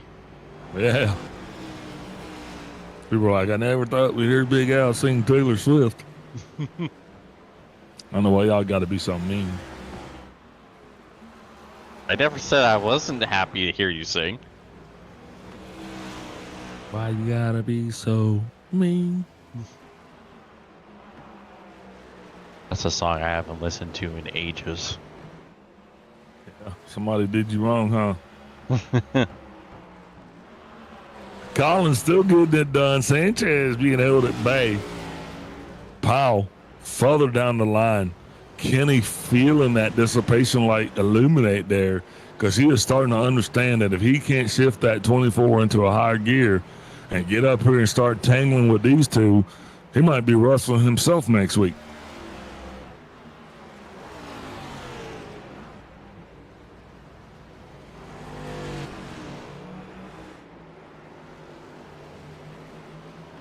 Sean still enjoying somewhat of a lead there over the 66. And James, the more I think about that, that has just got to be something dealing with clean air. It's the only thing that makes sense. Speaking of making sense, I still got the 29, trying to make work around the 46. Jay doing everything that he needs to do. Jay has been in the way. He's been right there all night. He has been a contender. These guys, they're not having a good, easy time getting around him. No, he's holding them at bay pretty well. Yeah. Now, right now he's holding up the 29, which I know Kenny enjoys because Kenny simply has to catch up to them now. And the longer the 29 is sitting there battling, you remember he is wearing his tires out. He's heating them up. Now he's going to be able to try to drive by on the inside. Gives a polite thank you over the radio. But that spot was won. It was not given. And look at the acceleration that Sanchez gets once he gets around that 46. And now it seems like he's in another gear, but look at the lead that the 66 and the 7 have put out over these guys. If these guys don't get another caution, they're not going to see these guys again till the end of the race.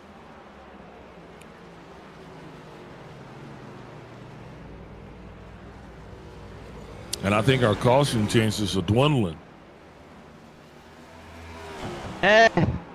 You would think, but this is Martinsville we're talking about. A caution is always around the corner. And speaking of around the corner, look at Parrish. He's running Sean down. It's now just a couple tenths. Yeah, and you know that is not at all what that 7 wants to deal with. Not right now.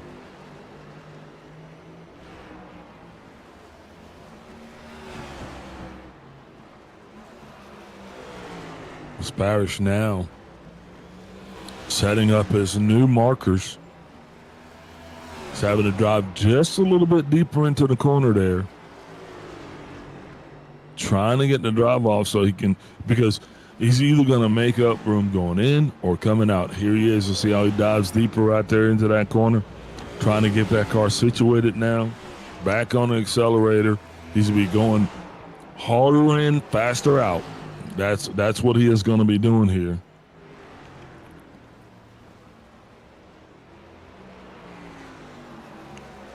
Once again.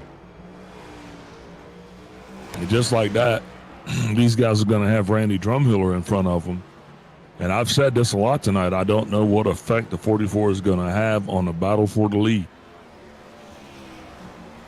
Yeah, if there's ever a track where lap traffic is a pain in the behind, it's this one, that's for sure.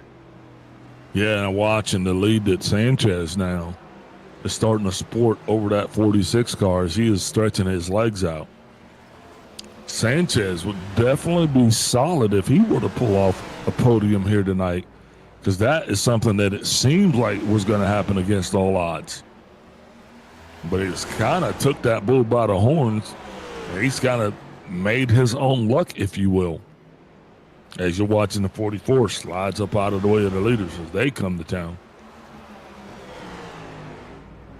But Parrish looking, but not landing. He's still poking and pecking, but he has not found that opening yet. Nothing to get him to where he needs to be.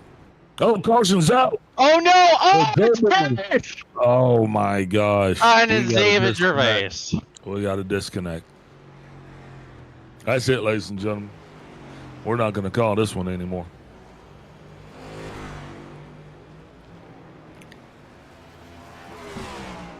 Wow. As you watch the Joe right there, tank it again in that turn, and here come the leaders.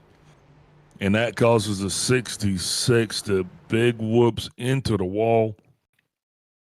Hey, that's Shane's luck right there. Sure is. Harris thought he'd catch a break.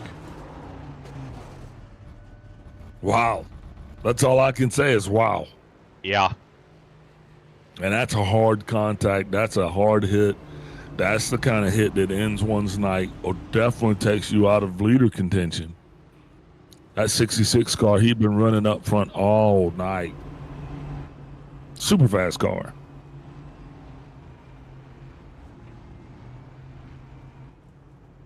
Oh, man, just like that. Hey, Shane Parrish is big guy up in the booth. You got me? Yeah, I got you, Al. Shane, are you still running down there, boss? No, it's done. I mean, kind of upset because it's like, how many times does somebody have to spin before they get parked and then ruin other people's races? So that guy's been in I don't know how many wrecks. Just ridiculous. But, the car was great today. I made some adjustments. It was getting better. I was just trying to let Sean run out there and run with him and, gain some points, help him win the championship and make a run at it there at the end. But made some really good calls on the car. It was just too tight. Now I'm having fun and was having fun and, until that happened, and then I hit the brakes, and it went to the right. So, yeah. Yeah, unfortunate, man. But at least you didn't have playoff, hopes on the line. There were no playoff implications. You're just down here racing, having a good time. It's unfortunate when that happens, man. But you know what? We're going to race again, man. Who are you going to shout out here tonight for your overall dominant performance, though, in this event before you got taken out? I want to shout out to Ryko. Ryko puts out great setups. Love Ken and all the guys over there. Super fantastic. You guys up there in the booth do a really, really good job. Kenny does a great job with the league. I think we just need to tighten up on people that, spin so much and cause a lot of wrecks and a lot of cautions. So this thing could have been over a long time ago. But I'm not going to keep bragging on that. You guys just keep doing a great job up there. Thanks for pulling me up. Go get it, Sean. I think you win this. You got the championship, man. All right, boss. Good luck to you. Hopefully we'll see you next week. Yes, sir. Man, that was Shane Parrish taken out far too soon. Sean Signori, he's back on the move, though, putting it back in the win. 24 car missed that mark.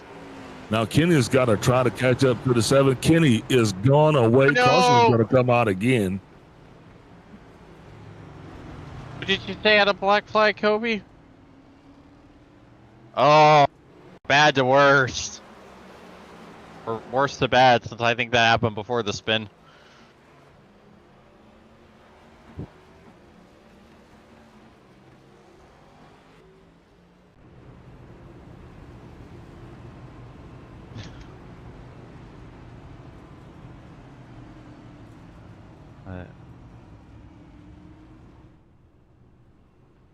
Well, things are starting to unravel for that 24 car. Yeah, things were unraveling for lots of cars around here tonight for one reason or another. It has just been, I mean, it's been a hug fest. Yeah, I think the only one that it's raveled for is Sean at this point.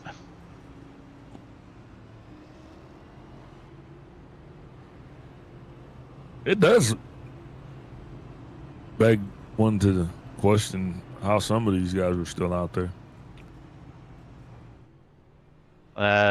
Just Martinsville, something short track racing.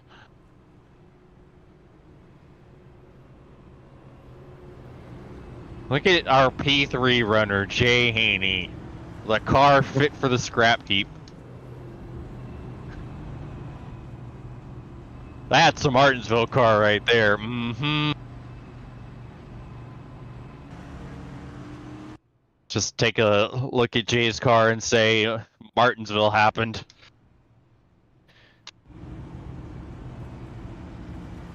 You know, James, I'm glad that you're so jovial tonight. As you're having fun, but I guarantee you've never had that much fun when you've been down there racing. I beg to differ. I quite like this place a lot, even if I'm in a race that happens to be a dumpster fire. No, James, you don't like to lose. No, I do not. Or get wrecked. Nope. But it happens way more than you think. Yeah. Never would have guessed that. Sean Zignori getting ready to take it back to work. Mark Sanchez on the outside. He is going to be trying to grab a couple chips. Sanchez on the wheel. Sanchez on the gas. Green's out. He balked. Sean left. Jay drives hard in, makes contact. Two cars, got the 29 and the 46. Still keeping this thing pointed in the right direction. All's well so far. Kenny Powell coming out of the pits. He got tagged with a black flag. That's going to drastically change his evening here. As he is now coming down pit road, will go at least one lap down. Nothing he can do about that. Mark Sanchez is going to drive off to have himself a solid points night. If this thing continues the way it does, just 6 cars remain on the race surface right now. Started this thing off with 12. That's a 50% attrition rate if you do math like I do math. And that's not long math. That's short math. That's not long math. That's short math right there. But what I would like to count up, what I would love to tally up, James, I'd love to find out how many exits we exchanged here this evening. Oh, Lord. Go from all my exes live in Texas to all my exes live in Martinsville, Virginia. All my exes are in turn 4, Martinsville.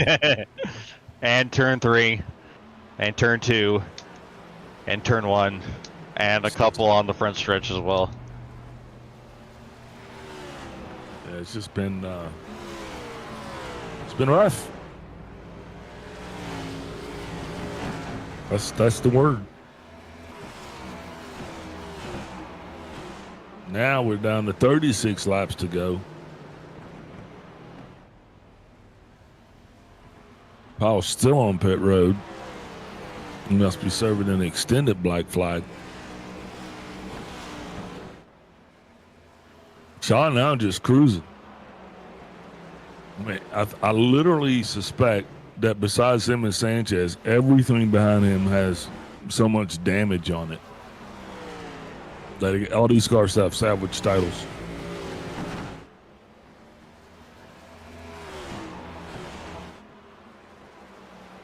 Yeah, the junkyards around the area are going to get some pretty interesting machinery here after this race is all said. I don't think there's going to be much left. I'm just saying, we might have enough out of the 12 cars to put one together.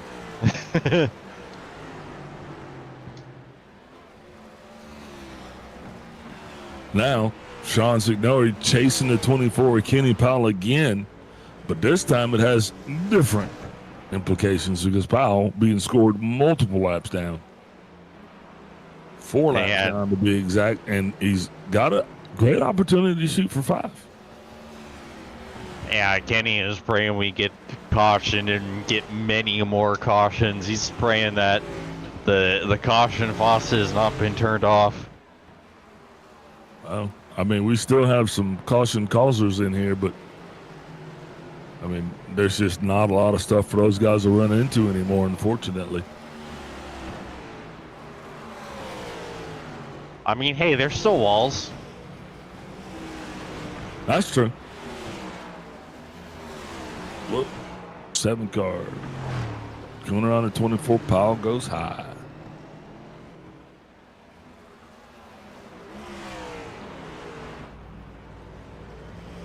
Sean's going to do some pretty damaging playoff work here if he has 2 wins back to back.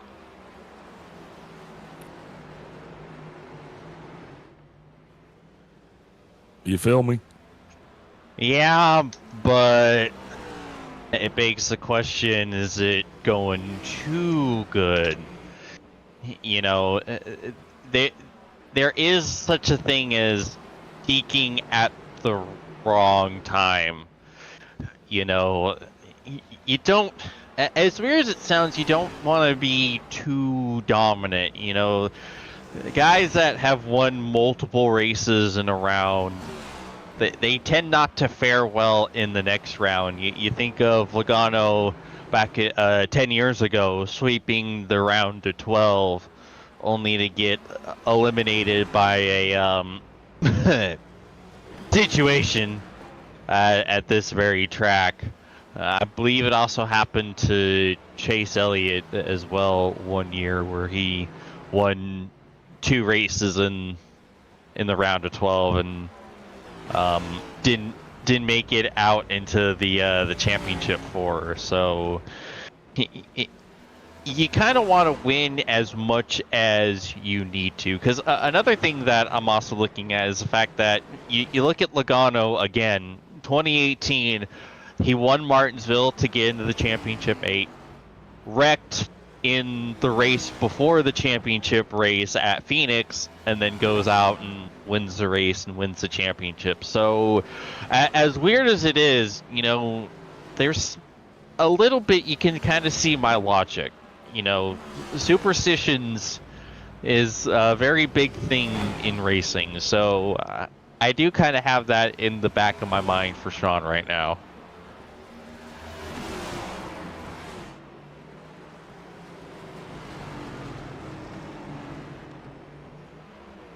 Yeah, Sean's definitely going to have to continue what he's doing, and he's going to have to remain perfect.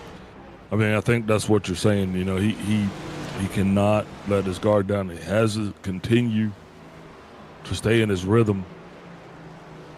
He has to continue to pace himself. He doesn't have a lot of guys around him, so he is going to be totally driving off that relative, ensuring that he continuously puts down competitive lap times.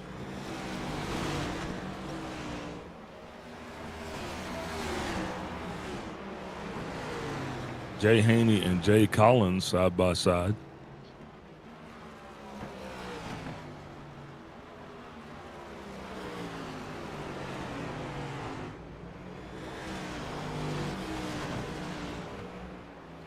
Laps to go.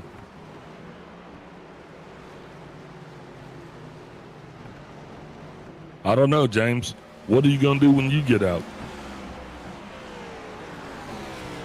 A prison?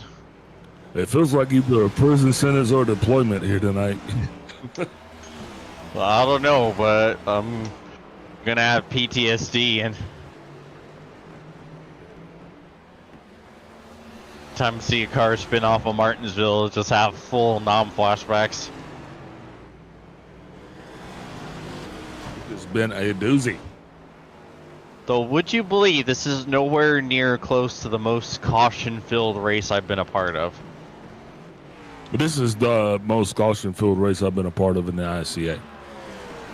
Yeah, no doubt. How many are we at? We're at 16 cautions, 2 for stage, 14 for calls. I was a part of a 19 caution IndyCar race at Richmond for 250 laps. It was so bad, it took us 3 years to ever go back to Richmond, and Richmond was also a banned word in the Discord. Really? Yeah, every time you typed in Richmond, it deleted it. Richmond's a fun little track. It is, but not 19 cautions worth of fun. Hey, Ben.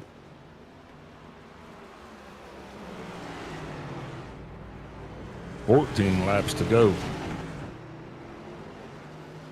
Our leader slowly coming back around to the backside of the 44 into 88.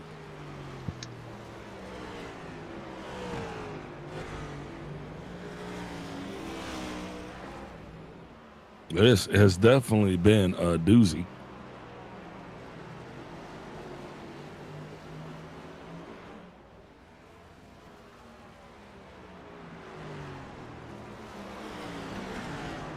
Sean's running out to one of his longest leads of the night.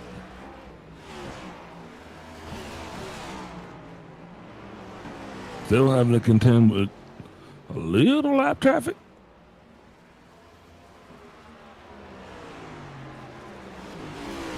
Yeah, right behind the 44, trying to get by.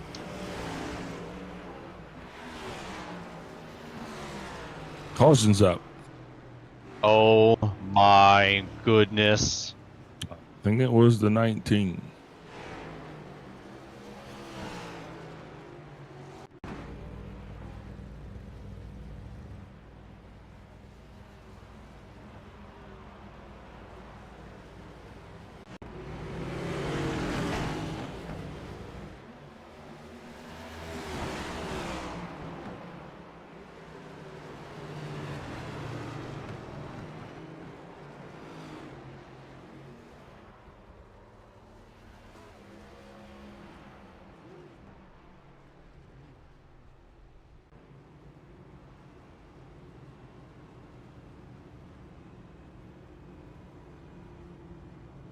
Some things just called themselves. Yep. Not much more to add to that one. Kenny Powell is the lucky dog. He's going to be getting one of his laps back by traveling around the outside.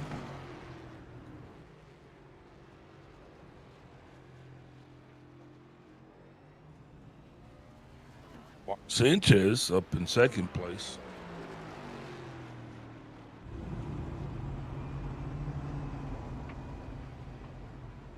We have 9 laps to go here. Once we get lined up, I think it'd be 7 at the line.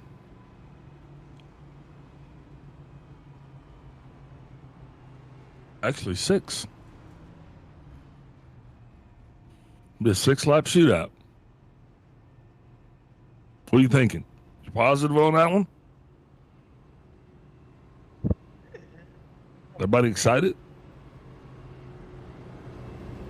Heck yeah, let's get it. It's gonna be spectacular. Spectacular. It's going to be a spectacle of spectacular fashions. Light's going to be off on the pace car here this time. Time to double them up again while we still can. We've got quite the motley crew down there tonight. This field is something.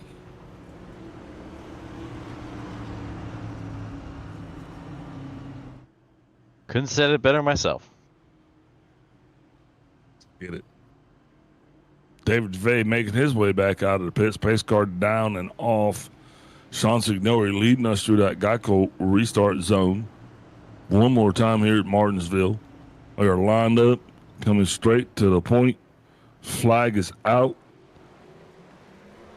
And Sean is gone. Sanchez still didn't get the start that he needed. Now he's going to be doing everything he can just to try to keep that 7 car in sight.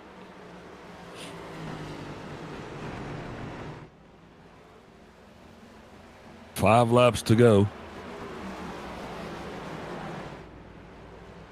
There's the hoping that we can keep this thing green.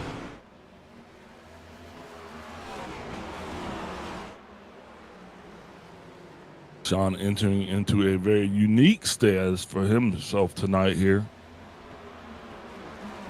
He really can order anything that he wants off the menu here after the night.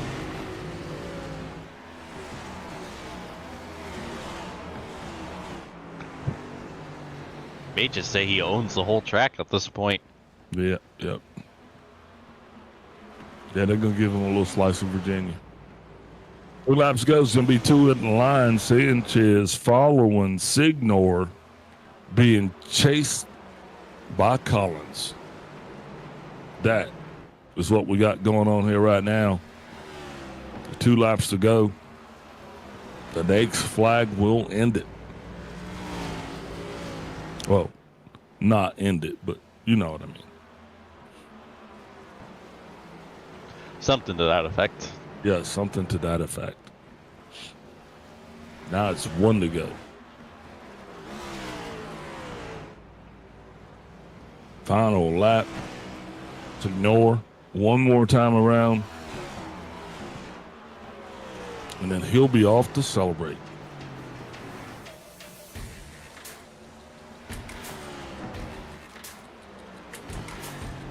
Tick tock, the grandfather clock goes to Sean Signore. Absolutely. Mark Sanchez is going to be coming in with a solid second. Jay Collins third. Jay Haney comes in 4th place. 5th place, Randy Drumhiller. Kenny Powell sees the 6th. 7th, David Gervais. 8th place, Shane Parrish. 9th place, Greg Wachinski. Vince Crow rounds out the top 10. Bacon Zelenka and Kim Levon on the finishing order of the 12.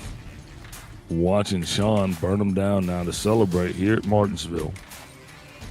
After a very arduous night, he finally gets it done. And boy, is it time to celebrate. So we're watching him burn it down. We're going to go ahead and take a step away. We're going to get a word from our sponsors. We're going to be back with our post-race show.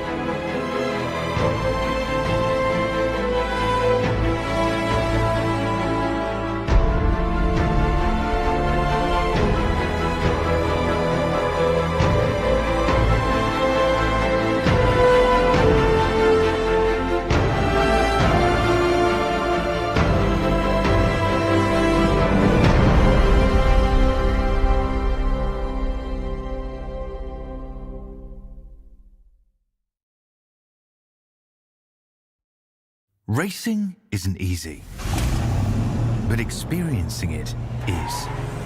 iRacing puts you in the driver's seat with the industry's leading sim racing game. Drive on laser scan replicas of the greatest racing circuits from around the world. Go head-to-head against other drivers chosen by skill-based matchmaking to ensure competitive racing at every level.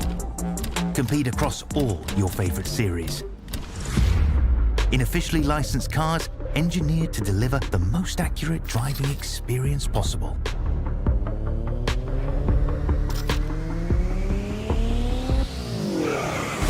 Join a race or host your own with players from across the globe. Race against the computer or in a league with friends. Feel the thrill behind the wheel. Visit iRacing.com.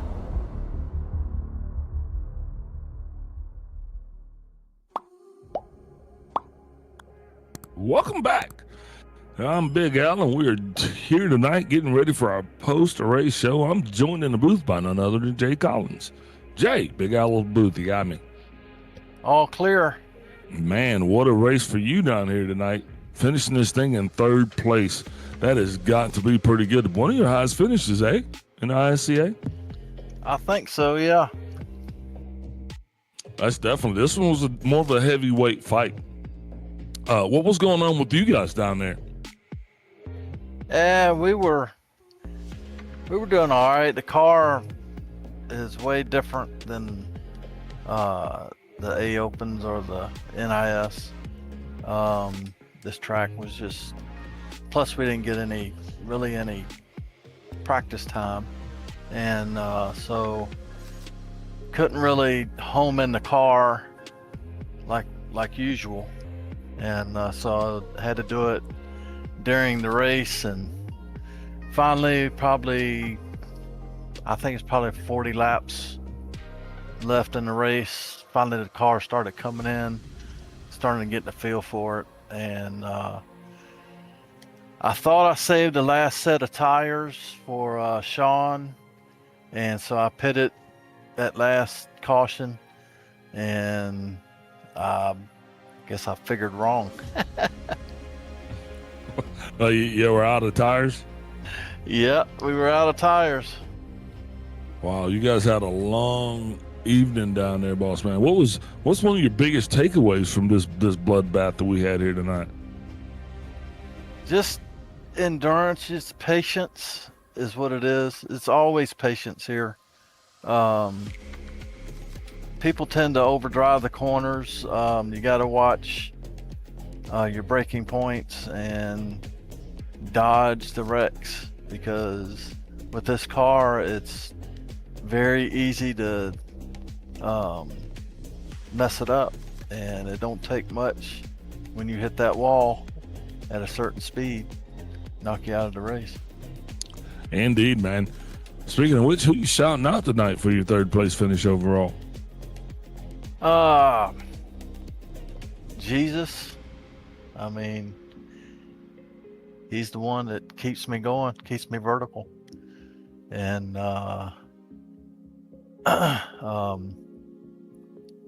sponsors and everybody that helps me keep going.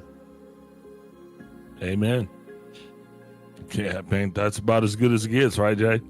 Amen. That's right. Well, you keep it going, boss man. We'll see you next week. And as I always say, don't party too hard. Not me. All right. That was Jay Collins there, your third place finisher here overall tonight. Next, I'm going to look and pass it on over to James Watson. He's standing by Mark Sanchez. Yes, sir. Mark, James in the booth. You got a copy? Yeah, I got you. Well, things really kind of turned around in your favor there in the closing laps. You were able to avoid a lot of the chaos and calamity and bring home a huge P2 for your Championship 4 hopes. Yeah, just survived this one. This was not a good race for. Yeah, I just survived basically. Yeah, but you survived. Just take it. What was your closest call tonight, as far as not dying? I got in a Greg one time. I don't know if he spun or if someone spun him, but I clipped him and got a little bit of damage, about 40 seconds of damage. Yeah, that was my closest call. Yeah, what's the strategy? Obviously, we know survive, but really though, what's the strategy when it comes to a race like this? Like, do you start considering pitting more, or are you staying out, going for track position? Yeah, just this particular one was just basically survive, but just get in a rhythm, put some laps down, consistent laps. That's all I was concentrating on, is make sure I didn't spin and just keep my car clean. Didn't know how this was. I figured this was going to be some good long green runs, being such a small field. So that's what I came in, planning to do, just run some smooth laps. And yeah, it just turned into chaos. Yeah. Still an awesome run for you tonight. Any sponsors, plugs, and shout outs you'd like to give? Kenny putting on the league. Of course, you guys in the booth for calling the race. Kobe for the good producing. And yeah, just thank you guys. Well, we appreciate you, Mark, and hopefully we're talking to you again next week. Yeah, hopefully. Hey, that was Mark Sanchez. He was being interviewed by James Watson. Now it's time to wrap it up. We saved the best for last, Mr. Sean Signor. Sean, double wonder tonight, boss. How's it feeling? You got it done. You came here, and I think the biggest takeaway that I observed tonight was your launch on the restarts. Well, the restarts were kind of exaggerated because me and the 66 were working together there. I was taking the top, him on the bottom. It's one of the things you can do in ISCA. Leader chooses the lane. And so we were able to kind of make sure he wasn't under too much trouble from the guys behind him going into one. As anybody who's raced in Martinsville knows, the restarts can get kind of tricky if you're on the, you've got anybody behind you. So it's just, managing that throughout the race, and it was a lot of fun racing him, from the beginning and throughout most of this deal until he got involved in that wreck, Oh, yeah, that was tragic, man. He definitely had a dominant car. And you guys were putting on quite a show up front, man, and it was pretty spectacular to watch. Just always great when you got, a couple professional guys duking it out there, trying to see, who's gonna bring it home in the end. But unfortunately, he went right and you went left, man. What was it like getting ready for this track, this race here tonight, knowing that you guys will be coming into this thing with little to no practice? Well, Martinsville is one of my favorite tracks, so I actually ran a lot of official races Monday night, Tuesday night, yesterday morning. So I've gotten about 30 under my belt so far this week here at the track. So that's just Martinsville, I love this place, and it's one of the places I run better at compared to most, and I look forward to coming here every 6 months or so whenever we do get a chance to race here. And so I had a lot of practice compared to maybe some of these other guys that didn't run officials or stay away from them this point of the week, especially leading into this race with there not being an hour of track time before then. So I was at maybe a little bit of an advantage there. So I did get a lot of preparation in, and it seemed to have helped me tonight. I feel bad for the incident earlier on with Vincent, some net code there. Sent him around in front of Bacon and took them both out of the race, and that kind of really set a drag on the race from the beginning, and it just didn't get any better. Every 15-20 laps there was a caution. I felt like my tires would come in and I would catch Shane, a caution would come out. The tires would come in, he'd catch me, a caution would come out. So it was frustrating for both of us because it felt like a neutered our race that would have been one hell of a show up front. I think between me and him, I think we were pretty evenly matched, and with us playing nice together, it was a lot of fun. And it was just a really tough race. 313 laps is a long way, and I'm happy to come home T1 and in a clean. I had 0x, so I'm happy with that. Yeah, about that, you were virtually unscathed, man. But that was not the same story for a lot of cars. I mean, it seems like this was like I don't know, man. It was like a banger. It's weird. I don't want to get censored, but I can't even say what was going on down there tonight. Tough place to race. Martinsville's a really hard racetrack to get around and race other cars with, especially with the braking zones always getting backed up in traffic. That curb's a killer, and there's all kinds of little tricks and tales to getting around Martinsville, and then you have to do a lot of racing. It takes a long time to learn them all. Well, you definitely need to write a book or publish a memoir or something. But anyway, who are you shouting out here tonight for your overall dominating performance? I'm gonna shout out the other guys on the team. I feel bad about that incident earlier, and they definitely deserved a better shot at this race compared to everybody else, and feel bad for them. So I'm gonna give them the shout out for the win tonight. All right, man. Congratulations again for bringing it home all the way up top. Like I always say, don't party too hard, Sean, and we'll see you next week. And shout out Jay, top 3, got an interview. Great night. That's right. That's Sean Signor, your race winner here. James, final thoughts. Oh, it was Martinsville. It was truly one of the most Martinsville races to have ever Martinsville. I think that sums it up. Thank you for tuning in and watching it. Thanks for hanging out with us. Thank you for all our sponsors for keeping us paid and on the air. Thanks, Kobe, for pushing the right buttons tonight. You didn't turn us up in the dark. Thanks for Kenny for giving us a place for this all to go down. Thank you, everybody else, and we'll see y'all next week.